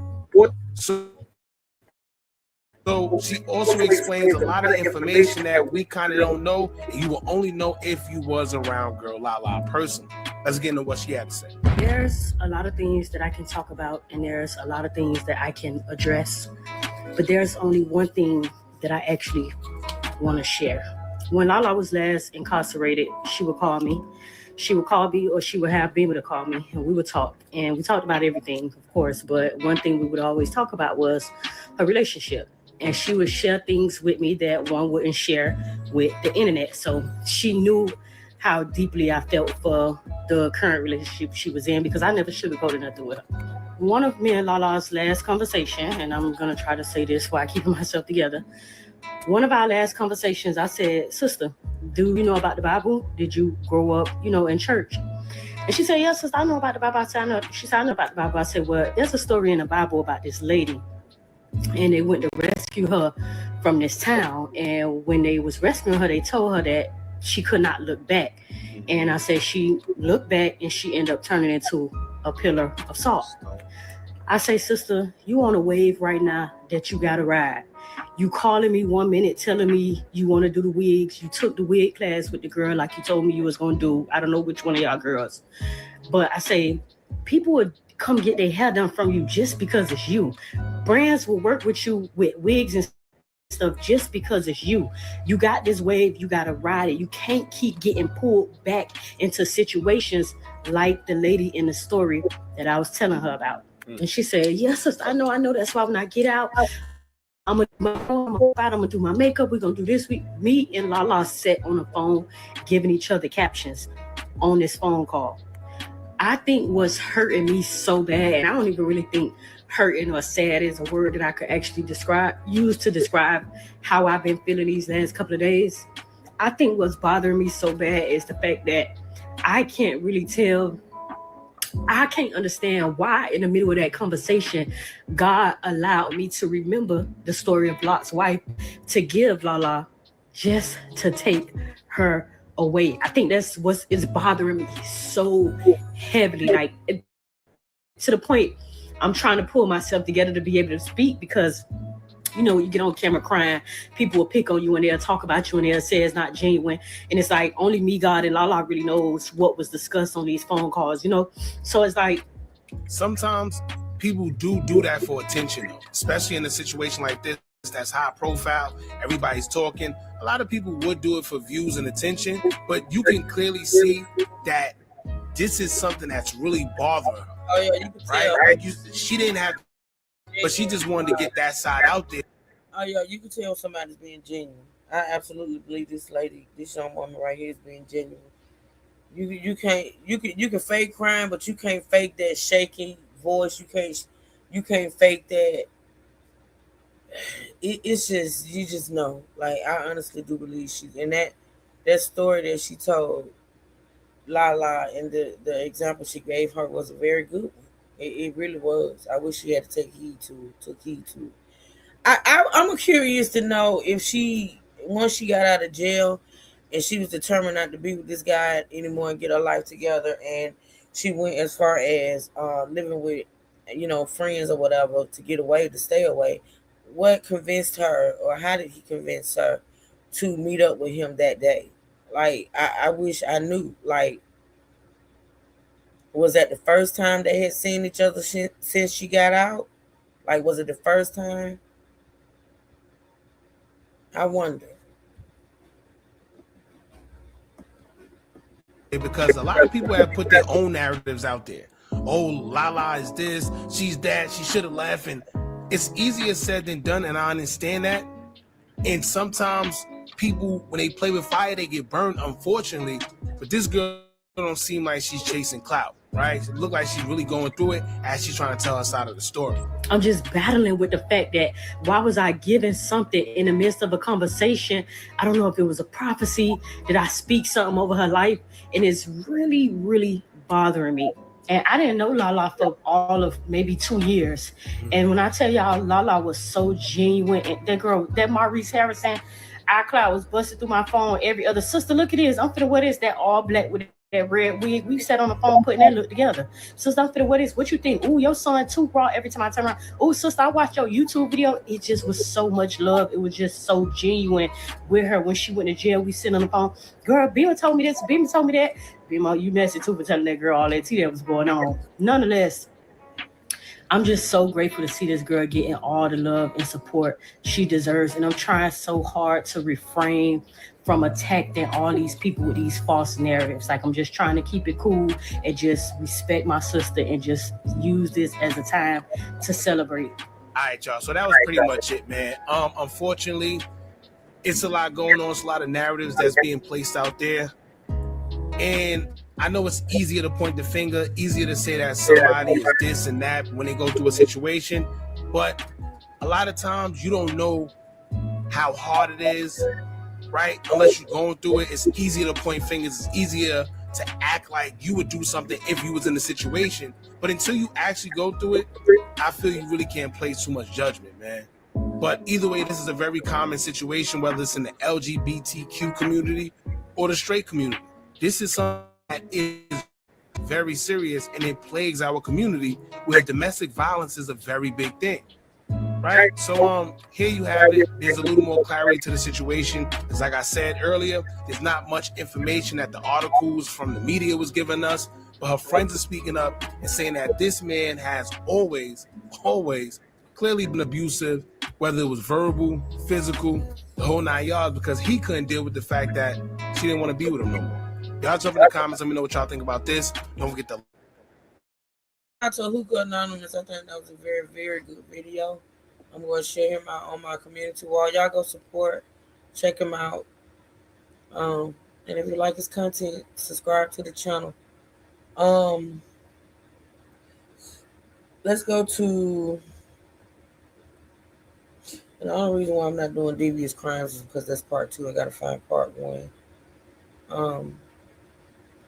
True Crime Anatomy. Let's check them out. See, the reason why I play these different clips and these different videos is because each video has a little bit more, even if some of the things that's being shown, like maybe the 911 call or certain posts, it can become redundant, but there's always something in that video that wasn't in the last. And so that's why I play different content creators' videos, because some have some things that others don't have and things of that nature. And that way we can get a full overview of the situation. All right, let's check out DV's, not DV's. Click on that, but You're watching Devious Crimes, where real life. Gotta find part 1. So let me go True Crime Anatomy. So, guys, right now I'm on a private beach on a date with Didi. Y'all can't see him or whatever. On a date with Didi, y'all. We got our Chipotle with our Taco Bell nacho shells. Right. Didi. 3 months ago, probably like 4 months ago, he shot Girl Lala already. And she got grazed from the bullet. She didn't want nobody to know. Nobody didn't know about that situation. November 14th, 2025, Lauderdale Lakes, Florida. A car sits in the darkness. 2 voices inside, loud, angry, desperate, then silence. Put the gun down. Put the gun down. Put the gun down. Put it down. A gunshot cracks through the night air. Someone nearby is recording. The phone camera shakes. People rush toward the vehicle. Inside, Maurice Harrison, known to 300,000 followers as Girl Lala, takes her final breaths. 21 years old. Gone. But here's what haunts everyone who knew her story. She had been begging us to pay attention. The bruises were in her videos. The blood was on camera. The warnings were in every caption. We saw it all. We watched. We commented. We kept scrolling. This is the story of a murder that happened in front of the world. A relationship that killed while thousands watched and did nothing. How did we get here? Welcome to True Crime Anatomy. To all our amazing subscribers, thank you for sticking with us. And may you and your family stay safe. If you're watching for the first time, don't forget to subscribe, like, and share. Here we break down the details the mainstream media often leaves out. I'm girl out. Of course I can't follow simple instructions. I'm the wig snatcher. Of course I want my girlfriend looking like this 24/7. So no other nigga won't try to talk to her. I'm Lala. Of course I always think I'm right. Even when I know I don't know what the I'm talking about. I'm the wig snatcher. Of course when my girl tell me she going somewhere, I try to make her stay home. I'm girl la. Of course I'm gonna find every reason to go outside. I'm the wig snatcher. Of course I want to eat my girlfriend's food after I finish my whole plate. I'm girl la. Of course I'd rather entertain TikTok than to make sure that my man is happy. I'm the wig snatcher. Of course when my girlfriend make me mad, I have to bite her. I'm girl la. Of course I'd rather listen to my friends than listen to my man, because obviously they know more than I do. I'm the wig snatcher. Of course I gotta eat 5 times a day. I'm girl la. Of course I spend money on dumb stuff. I'm the wig snatcher. Of course I wake up every morning without brushing my teeth. I'm girl la. Of course I just be capping for TikTok. Who don't brush their teeth? You used my toothbrush this morning. This punk so messy. I'm the wig snatcher. Of course my girlfriend gotta pay me to pay like last night. Oh my. Let's go back to where it started. Before the violence, before the blood, there was a woman building something beautiful. Maurice Harrison, Girl Alala, a name that meant transformation. She was a hairstylist with magic in her hands. Wigs were her art form. On TikTok, nearly 300,000 people watched her work, installing lace fronts, styling synthetic hair into cascading curls, turning clients into versions of themselves they'd always dreamed of being. She was a trans woman living openly, unapologetically, every moment documented. The late nights in her salon, the finished looks that made clients cry, the business meetings, the celebrations. She invited the world into her life, the glamour and the struggle. Her videos weren't just tutorials, they were proof. Proof that she existed, that she mattered, that she was thriving. Maurice Harrison was building an empire, one wig at a time. The idea someone was about to destroy it all. Shanoid White Jr., 25 years old, friends called him Shaba. On the surface, he looked like everyone else. A father to a young daughter from a previous relationship. He posted videos with her, talked about being there for his child. The kind of content that makes people nod and say, good man. Come on. Also, you want to go chicken cheese? Yeah. When he started dating Girl Alala, he played the part well. Valentine's Day 2024, he surprised her with gifts, flowers, chocolates, a stuffed animal. She posted it all. Her followers left heart emojis, relationship goals, they said. But look closer, go back further. November 2022, Broward County records show an arrest. Domestic violence, a different woman, a different relationship. She didn't press charges, the case disappeared, Shaba moved on. No one connected. So he has a history, y'all, of course. He has a history of domestic violence 3 years ago. Did the dots. Then there was the other truth, the one Shaba kept hidden until he couldn't anymore. His sexuality, his attraction to trans women. In certain circles, they call it being trans attracted. Shaba struggled with it, the shame, the fear of judgment. What would people say? What would they think? It should have been a moment of freedom. But for Shaba, it felt like exposure. Like a secret he'd been forced to tell. In private messages that would later leak, he wrote about feeling trapped, about fearing what people thought of him, about wanting to be free but not knowing how. Shanoid White Jr. was a man caught between two versions of himself, the one people saw, and the one he hated them knowing about. That kind of shame doesn't just sit quietly. It festers, it rages, and eventually it kills. When Maurice and Shaba first got together, their pages looked like every other couple in love. Matching outfits, late-night drives, videos of them laughing in the car. She'd film him surprising her with food. He'd record her doing his hair. The comment section exploded with support. Y'all are so cute together. This is love. protect this at all costs. For a while it looked real, but then the cracks started showing. One day, they'd post a happy video. Smiling, kissing, dancing to trending sounds. The next day, Maurice would be alone in a different video. Face swollen, eyes red, talking about a fight, about being disrespected, about wondering if she should leave. The day after that, they'd be back together.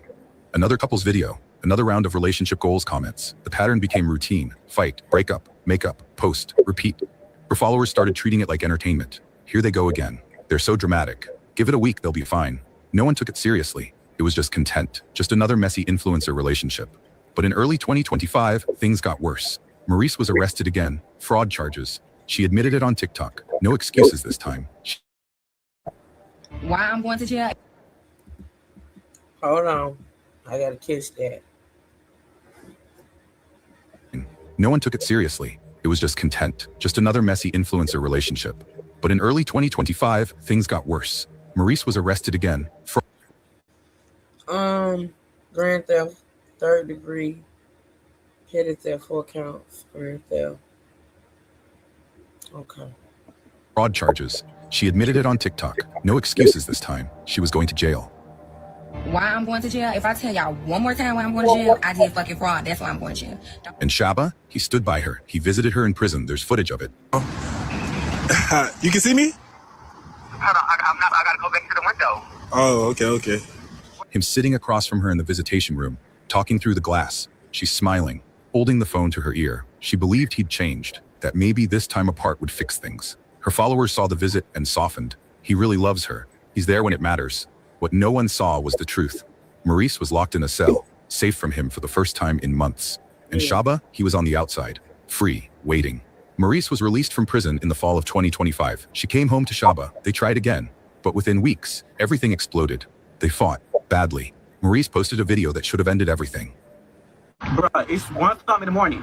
Why I'm outside at McDonald's sitting on the floor? Because the nigga decided to pop up to my friend's house trying to kill me. Like, bruh, I don't know what my mama done blessed me with. But that one doing this thing because he got a nigga like literally outside my friend's house, like 2 miles away trying to get to me. Like, this boy is cuckoo for Cocoa Puffs. Like, bruh, he already done slapped me in my mouth tonight. Yesterday, put a knot on my face. Like, it might go down, like, I can't even see it, but it was like right here. I believe she telling all this on social media and people are just not paying attention. Like, where's a family, honey? Like, why? I mean, she putting it out. This is crazy. This is crazy. Face was like, where did the cut it? Scratching me in my face right here. I don't know if y'all can see it, like right there. Bro, the boy is crazy. Like, look at my arms. Because of him. Knees. Bro. When I tell you I'm done. Like, it's over with. Like, I promise you it's over with. It's time for me to give, like, Miami Back Outside. Because Miami Back Outside was like 40-inch lace. Outside every week, just pop her shit. Like, I been laying, y'all see I don't go nowhere. I don't be at parties. I don't be on TikTok. I started that getting back after with y'all because y'all like the only thing I got because I don't go outside or nothing. But the boy is crazy. Like, never again. Why I'm outside? Like, I like a hobo. Anybody come through the drive-thru, I'm just staying on the floor. Like, her followers flooded the comments. Please leave him. You deserve better. This is going to kill you. For once, people weren't laughing. They were scared. But Shaba had his own move to make. Days later, he went live. Thousands of people watching. And he did something calculated. He came out. Not as an act of pride, as a weapon. He talked about his attraction to trans women, about how people judged him, about how hard it was to be trans attracted. My preference, I like women. I like trans women, okay? What they call that is being trans attracted. But I also like women. I'm not pansexual, because that means you date anybody. I'm not bisexual, because that means technically I like men. No, I like women and trans women. There's a name for that. It's called being trans attracted. Now whether you agree, that's on you. I can't fix that. Some people don't believe in it. Some people say I just like men in wigs and this and that. Well, whatever. I'm telling you what it is. The truth. Can I say something? Thank you. Cause at the end of the day, twin. Listen. If you see a trans woman, you don't know she a trans woman. You be like, I'm finna run down. He made himself the victim. Maurice saw it, and somehow it worked. She forgave him, again. But this time, Shaba's mask was slipping. A message thread leaked. Shaba and a friend. The friend had heard about the fight. She said you hit her with a gun. That's messed up. Shaba's response? I should have shot her instead. The friend tried to reason with him. Stop talking like that. Shaba didn't stop. Then came the voice note. Shaba's voice, raw. Go ahead, cute. Go ahead. You call me? This is my thing. People trying to make us believe something different. Now, you say you like women. Got it. You say you like trans women. Got it. Mm-hmm. Right. But you don't like men. Confused. Why? Yeah, he was struggling with his own self. You're struggling with your own sexuality. And to me, listen, I'm not judging nobody on what you like to do and what you like. Right. However, you like trans women. Great. But you do know that you're actually sleeping with a man. Right. So now you want to give it another name to justify it? They done came up with all kind of names for all kind of situations. Instead of calling it's ridiculous. Yeah. You just don't want to have that GAY label put on you. Right. When in actuality, that's what you are. That's what you are. And that's fine. If you like both sexes or whatever, that I'm not to judge. You get what I'm saying? But don't come out here trying to throw labels to justify what you like.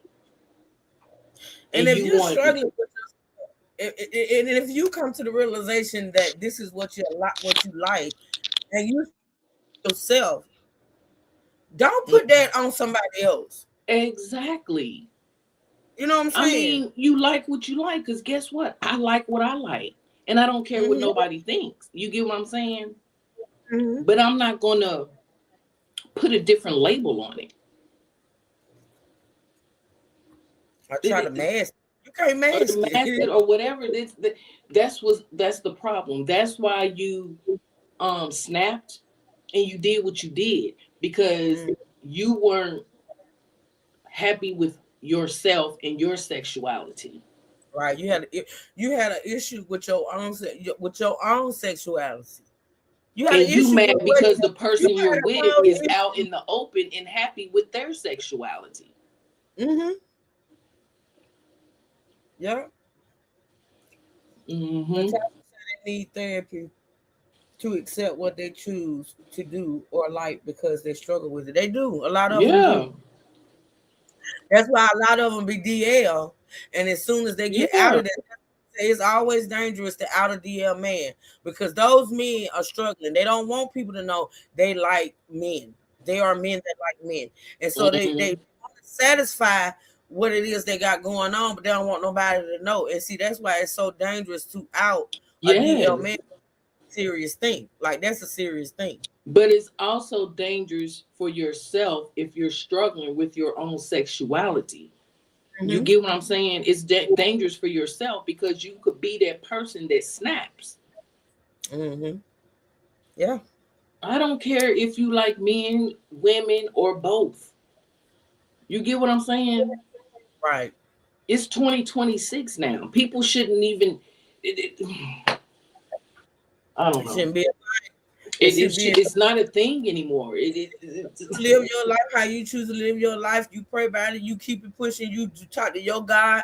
You do what you do. If you're going to be ashamed of it, don't do it. Hell, I say it all the time. It's what I live by. If I'm ashamed to talk about it, then I shouldn't be doing it. If you do something, if you this way or that way, and you do it, where the shame come from?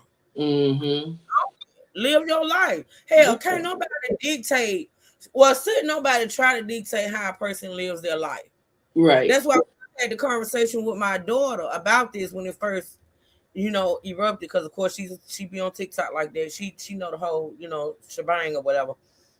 And she was telling me about the dad who didn't want Girl Lala to be buried in a wig, and I'm like, that's who your child was. Mm-hmm. Like, your child is no longer here. The issue now is not that she wore wigs. And may I say, she wore them wigs better than any woman I done ever seen.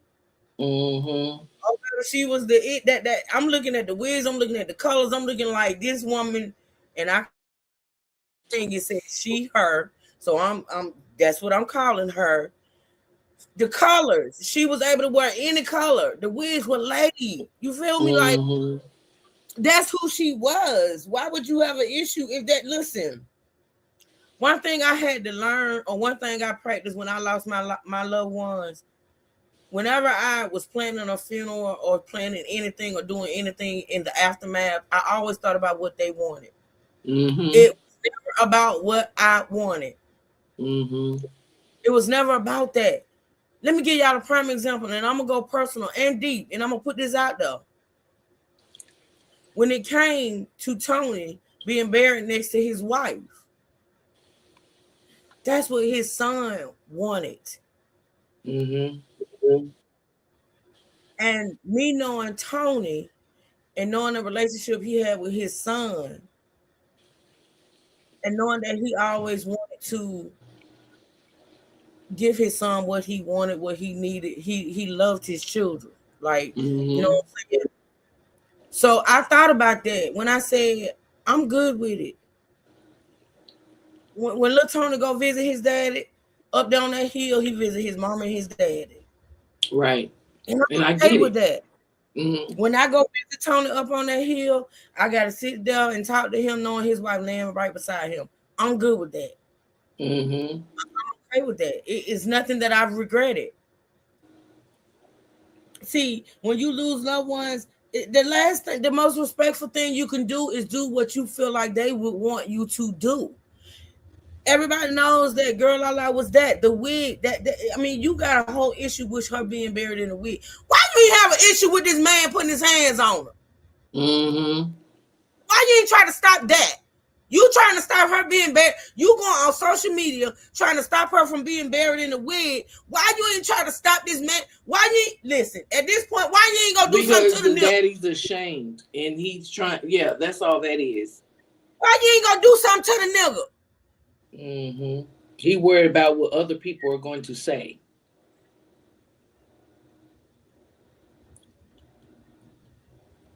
That's what I'm saying. Why you ain't put them efforts into that?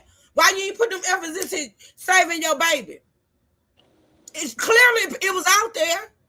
I'm looking at this video for this child, and I still see her as a child at 21, sitting outside of fucking McDonald's in the middle of the night, showing you scars and bruises and saying what this man has done to her.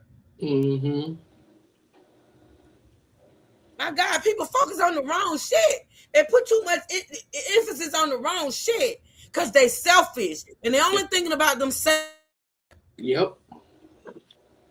It's ridiculous. Angry, unfiltered. I don't miss this bitch. I don't like this bitch. And I hate everything about this bitch. And that's the God of the truth. I just deal with her because there's no escape. They bag that up, y'all. Shaba's mask was slipping. A message thread leaked. Shaba and a friend. The friend had heard about the fight. She said, "You hit her with a gun. That's messed up." Shaba's response, "I should have shot her instead." The friend tried to reason with him. "Stop talking like that."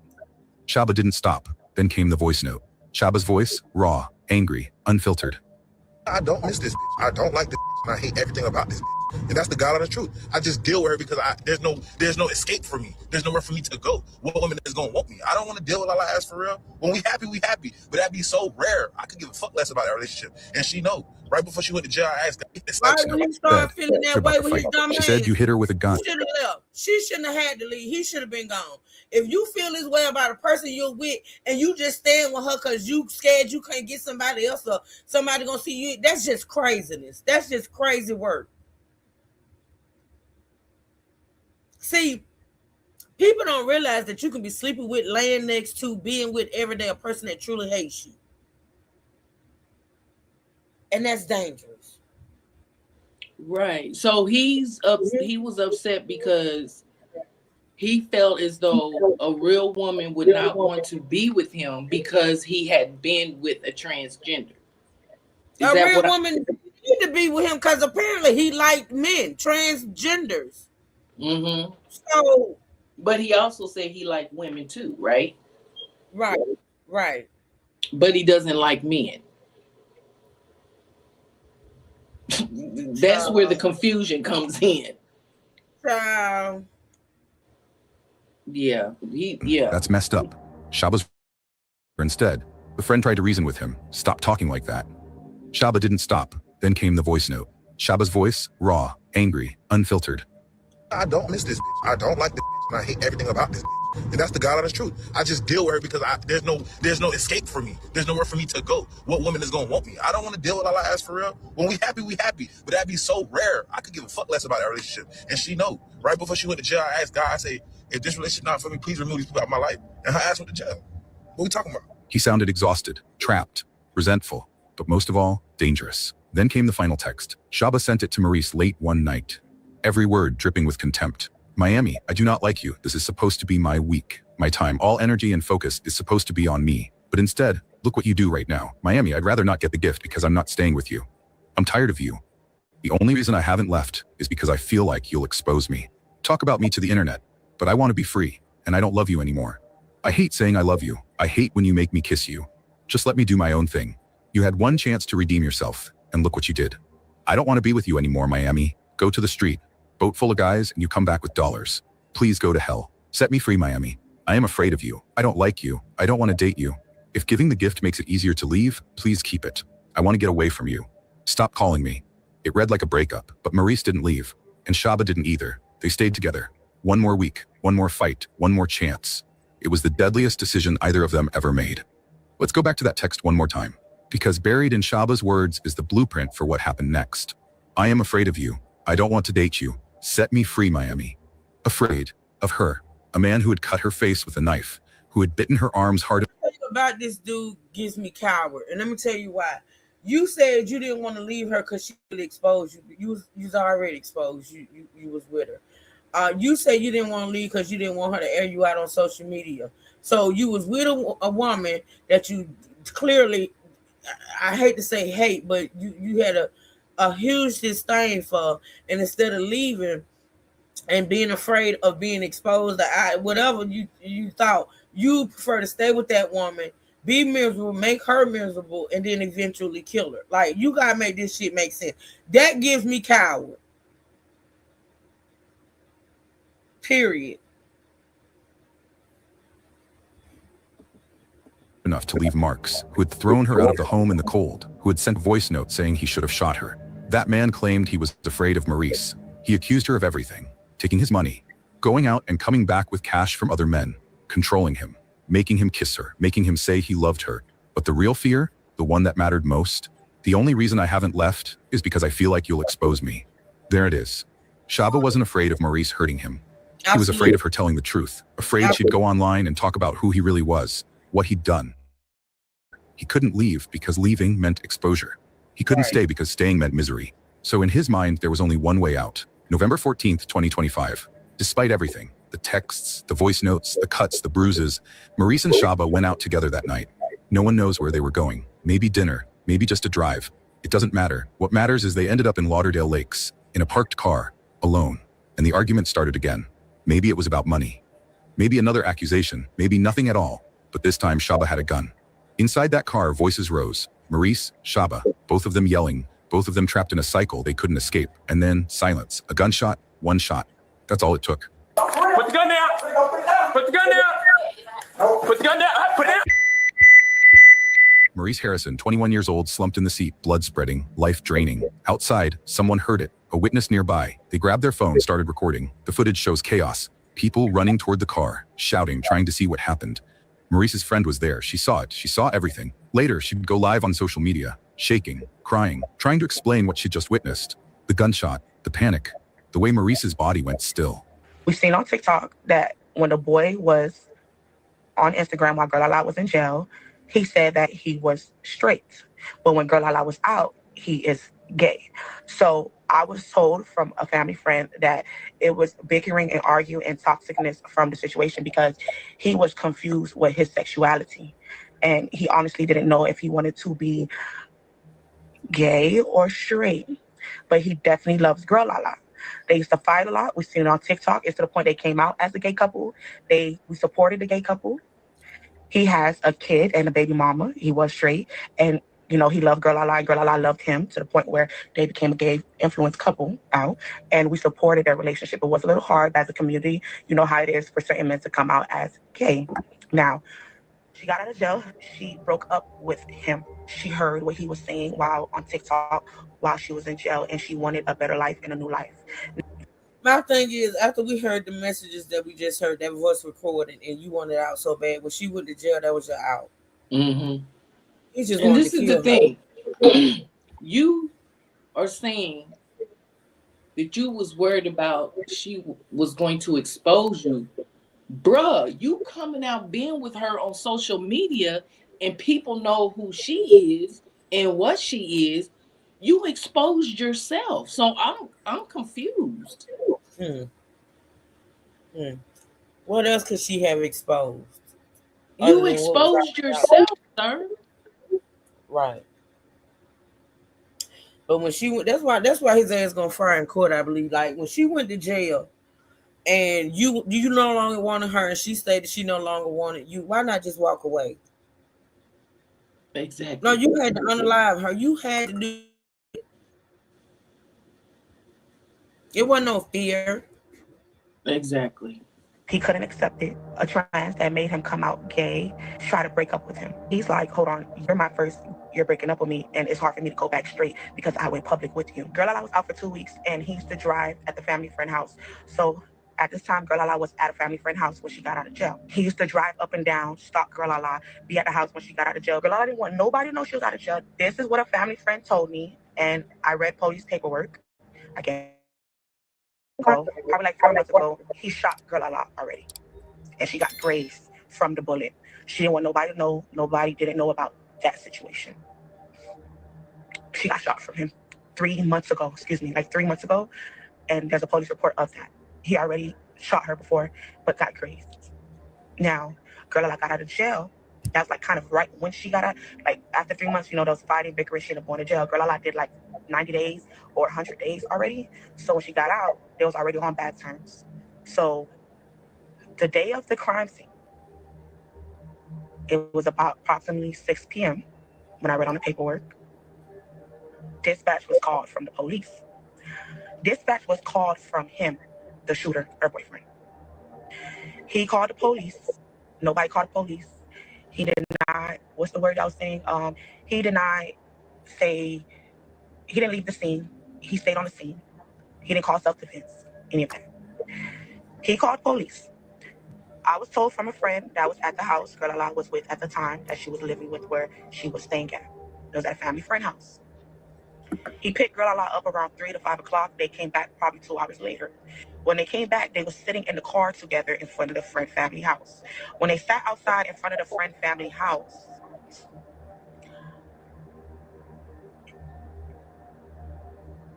I seen it with my own eyes. There's a footage. It won't be out. It shouldn't come out. If people do have it, do not show it. The police have the footage. I'm telling you guys what I've seen with my own eyes on footage. There is a footage. And I was able to get the footage. And when they sent me the footage, I got it and I went over it with the paperwork. In the footage, what I seen was they're sitting in the car. The footage clear as day. You can't miss it. You can't fuck up. It's on footage. Girl La La was in the passenger seat. He was in the driver's seat. He stand outside the driver's seat and took the gun, shot him. It's on camera. He walked around the driver's seat, grabbed Girl La La by her hair, and like pulled her hair. From my perspective, it looked like he was trying to see if she was dead or he was playing or he didn't shoot her. He went around the car. Girl La La opened the door, fell out the door. He ended up catching her before she fell out the door and grabbed her by the hair.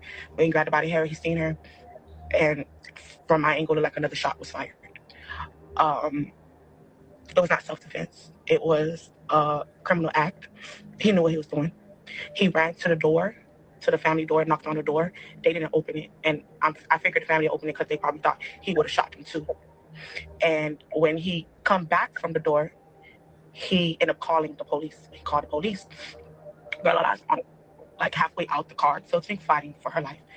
And he's like, you'll say like checking if she's like really dead. I think you could say blacked out, a nasty, disgusting person. There was no remorse. There was no remorse at all. He stayed on the scene. They arrested him on the scene in the police paperwork. He did speak to the cracker. This is something that I'm lost of words right now. I'm trying to bear with it because it's sad. That was some disgusting, nasty shit from him. For that to be your loving partner, for you to sit there and take out a weapon and shoot your partner in the same exact vehicle you were just in, that you guys just came in to go get food with, for you to sit there and shoot your partner over an argument that could have got handled or separated, that nigga need to die with it. I don't give a fuck. I don't wish death on anyone, but that video just showed how nasty and disgusting and no-hearted people is in the world. For you to sit there and patiently get out the vehicle and lift up your firearm and shoot your firearm, then to go around the car to check to see if your loving partner is dead is very, very disgusting. I need you guys to support Girl Lala. Be here for Girl Lala. This is someone she truly loved. This is somebody that she supported. This is somebody we watched, she laughed with, smiled with, cried with, asked us for help on Instagram. This is the nastiest domestic violence situation. We would usually see black eyes. We would usually see like fighting stuff, but for me to see with my actual own eyes of a domestic violence shooting situation, it was nasty. It's disturbing. I'm speechless. I really don't know what words to even come out right now because for me to even come on here to tell you guys, as Stacy, I would never do this, but Woo Lady, as a blogger, you guys come to me and ask me, truly what happened. I'm telling you guys with my own eyes that I witnessed it. I've seen it on footage. There's actual footage that is in possessions of someone's hands, and be there for the dad, be there for the family. I'm gonna add Broward Youngin. If you are a family or friend of Broward Young, Girl Lala, you guys want to join the live, you definitely can. I spoke to women that told me this part. Girl Lala did not want to be with him anymore. Now, this man sat on TikTok and told us he's straight. This man sat on TikTok and told us that he's straight, and you popped out with a trans woman. He wanted to go back. That's what another family friend told me. He wanted to go back to being straight after you came out gay, and he was fighting demons. He was fighting thoughts, and he was putting that on Girl Lala, and it was draining her. He was draining her. That's what I was told. Girl Lala was seeing him doing makeup, doing promo, doing acting scenes. She was on Now That's TV. She was marketing people business. We know Girl Lala was sitting on Instagram, being the It's girl, supporting the trans, supporting men that wanted to come out gay. Girl Lala was one of the first trans women to get on this internet and show us confidence, show us love, show us support, show trans women that you guys can do it too. Like, you guys can dress up, you guys can feel loved. You understand what I'm saying? And for us to lose someone in Miami, Girl Lala was a very big trans woman in Miami. She was loving, she was caring, she was very supportive. Nobody can say nothing nasty about Girl Lala. There's not one thing you can see nasty about her. Very, very, very beautiful woman. I'm gonna add Bima, her family and friends. Bima, I'm gonna add Bima right now. This is her family friend, and guys, give me time. I'm gonna make it his birthday. I need time because what I seen was disturbing. Bima is. She didn't deserve this, the friend said through tears. She tried to leave. She tried. Then a frantic 911 call came through to responders. Hello, bro, I need help. Please, I need help. Now, what was the address to your emergency? Hello? Hello, can you hear me? Yes, I don't know the address, bro. Just check, please. Okay, are you at a house, apartment, or business? Yes, I'm at a house. Okay, tell me exactly what happened. Please. Okay, we have a call incident for service. Who's... Come on. All right, thank you. Stay on the line with me.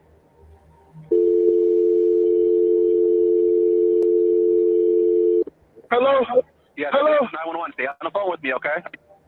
Yes, hello? This is 911. This is 911. Get here, hurry up and get here. Who's calling me? Hurry up and get here. Stay on the line with me. I need you to stay on the line with me, okay? Please. On the way. I need you to stay on the line with me, okay? Stay on All the line. right. Do not disconnect. Are you able to give me a good address? Stay on the line with me, okay? All right. They're coming as quickly as they can, okay? They're coming. They're on the way. Me and you talking is not delaying them. Stay on the phone with me. Stay on the line with me. First responders arrived within minutes. Paramedics, police, they pulled Maurice from the vehicle. But it was too late. Maurice Harrison, girl Alala, was gone. The same woman who had posted videos of her bruises, who had warned her followers that this relationship would kill her, who had begged for help in every caption, every comment, every cry for attention. She had predicted her own death. And now it had happened. Right there, in Lauderdale Lakes, in a parked car, on a Thursday night. Shaba didn't run. He stayed at the scene. When police arrived, they found him there, the gun, the body, the evidence. Shanoid White Jr. was arrested immediately. The charge: Any probable cause, and I'm going to keep the no bond hold on Mr. White. First-degree murder with a firearm. No bond, no excuses. Maurice had spent months showing the world what he was capable of. And on November 14th, 2025, he finally proved her right. When detectives arrived at the Broward County Sheriff's Office to build their case against Shanoid White Jr., they found something unusual. They didn't have to investigate. Maurice had already done the work for them. Every piece of evidence they needed was online, public, time-stamped, documented in real time by the victim herself. Within hours of her death, TikTok exploded. Old videos resurfaced, ones people had scrolled past months ago. Suddenly, they weren't just content anymore. They were evidence. Maurice standing outside in the cold, the cut across her face. "He did this to me," she said. "I'm done." Maurice showing bite marks on her arms. "Look what he did." Maurice crying in her car. "I don't know how much more I can take." Every video had a date, a timestamp, proof. Then came the screenshots, text messages Maurice had posted. Shaba's words preserved forever. "I should have shot her instead. I don't miss this bitch. I hate everything about this bitch. The only reason I haven't left is because I feel like you'll expose me." The voice notes leaked next. Shaba's buzz voice, unfiltered and full of rage. "I asked God to remove her from my life. What woman is gonna want me? There's no escape."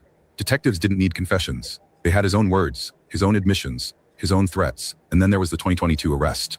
Domestic violence. A different woman. A case that disappeared because the victim didn't press charges. Now it mattered. It showed a pattern, a history. Proof that this wasn't a one-time loss of control. Shaba had done this before. The evidence against him was overwhelming. His own words, Maurice's documentation, witness testimony from the scene. Prosecutors didn't need to convince a jury that he killed her. He'd already told them he wanted to. In Lauderdale Lakes, vigils began. Candles lined the streets. Photos of Maurice, smiling, vibrant, alive, were taped to lampposts. Her followers, the same ones who had watched her videos for years, came out to mourn. 300,000 people had followed her online. Now, they were following her story to its tragic end. Domestic violence in LGBTQ+ relationships is more common than most people realize. Studies show that nearly half of bisexual women and transgender individuals experience intimate partner violence in their lifetimes. But these cases are reported less, talked about less, taken seriously less. Maurice's case is part of a larger pattern. Victims document their abuse online. They post the bruises, the texts, the threats, and the audience treats it like content, like drama, like something that will blow over by next week. But abuse doesn't blow over, it escalates. And Maurice showed us every stage: the love bombing, the isolation, the first fight, the reconciliation, the escalation, the threats, the violence, the final act. She showed us the cycle in real time. So why do victims go back? Why did Maurice stay? Because leaving is the most dangerous time. Because abusers threaten exposure, isolation, violence. Because the trauma bond is real, and breaking it feels impossible. Maurice wasn't weak, she was trapped. And the red flags were everywhere. Shaba's obsession with being exposed, his fear of judgment, his resentment, his threats, his history of violence, every single warning sign was there. If you're watching this and you see yourself in Maurice's story, if someone is threatening you, controlling you, hurting you, there is help. The National Domestic Violence Hotline. 1-800-799-7233. You don't have to document your abuse to be believed. You don't have to wait until it's too late. Thank you for watching Dealing. This story makes us understand if someone is showing you who they need to be saved from. Believe them. The first time, not the last time. Don't wait for the final video. Share this story with someone who needs to hear it. Drop your thoughts in the comments below. Let's keep this conversation going. Let's make sure Maurice's voice isn't forgotten. Also, don't forget to subscribe, like, and turn on your notification. Tomorrow, we examine the case where a true crime... All right, y'all. That's going to be it for today. Like I said, as y'all can see, like, even though a lot of videos have a lot of repetitiveness in it, like it's different stuff in each video. That's why I play different videos. Good morning, Doris. Did you see her viewing on YouTube? I got it. I'm gonna play it at some point. I have it. Thank you. But that's gonna be it for today. Does anybody in the chat have any questions so far? Keep it cute. You got any last words, girl? This is just too much. Like, I'm just amazed. I'm just Yeah, it's the whole it being so public. Because see, let's just talk about it. In the lip situation, they put on a good united front, right? Like they were going through things. We got that epic video what happened in the car. We got that, but as far as day to day, we saw Lips and what they used to call him production. We saw them happily eating, happily married couple. Things were happening behind the scenes. We didn't know about it, things of that sort. And so what happened eventually happened. But with this one, this was so out there. And that's why I'm confused of why he was worried about being exposed. Mm-hmm. You What exposed else? yourself. You What else was did out he there have on to social. expose? You know what I'm saying? Yeah, I mean, yeah, It's just that part I'm confused. You just what you did to that um person was very unnecessary, and it could have been prevented. absolutely. Because, like you said, once that person got locked up, you could have easily just walked away and That was your carried on out. with your life and carried Get on with your out. life. You claim you prayed to God to take that person out your life, and you said the person went to jail. So that was your out. That was your answer. So why did you have to unalive her? Mm-hmm. Yep. That's So crazy. you took your freedom away. And took her life. You took somebody's life, which was unnecessary. And now what? Look at you. It's crazy. Now there's plenty of men for you to choose from in prison. Absolutely. Because that's what you're gonna be. Hey man, but okay, y'all, that's it for today. We're going to if y'all see anything now that y'all know about the story, as far as this story that y'all think we should talk about, y'all know to email it to me, send it to me, and I got you. We going to come back and talk about this some more. That's it for today though, because in about 7 minutes we're gonna start the live trial coverage that we've been covering. And yeah, I appreciate y'all supporting this live stream. I do. Thanks to everybody who has. If you didn't like the live, please like it before you leave. If you're watching the replay, like the live, subscribe to the channel.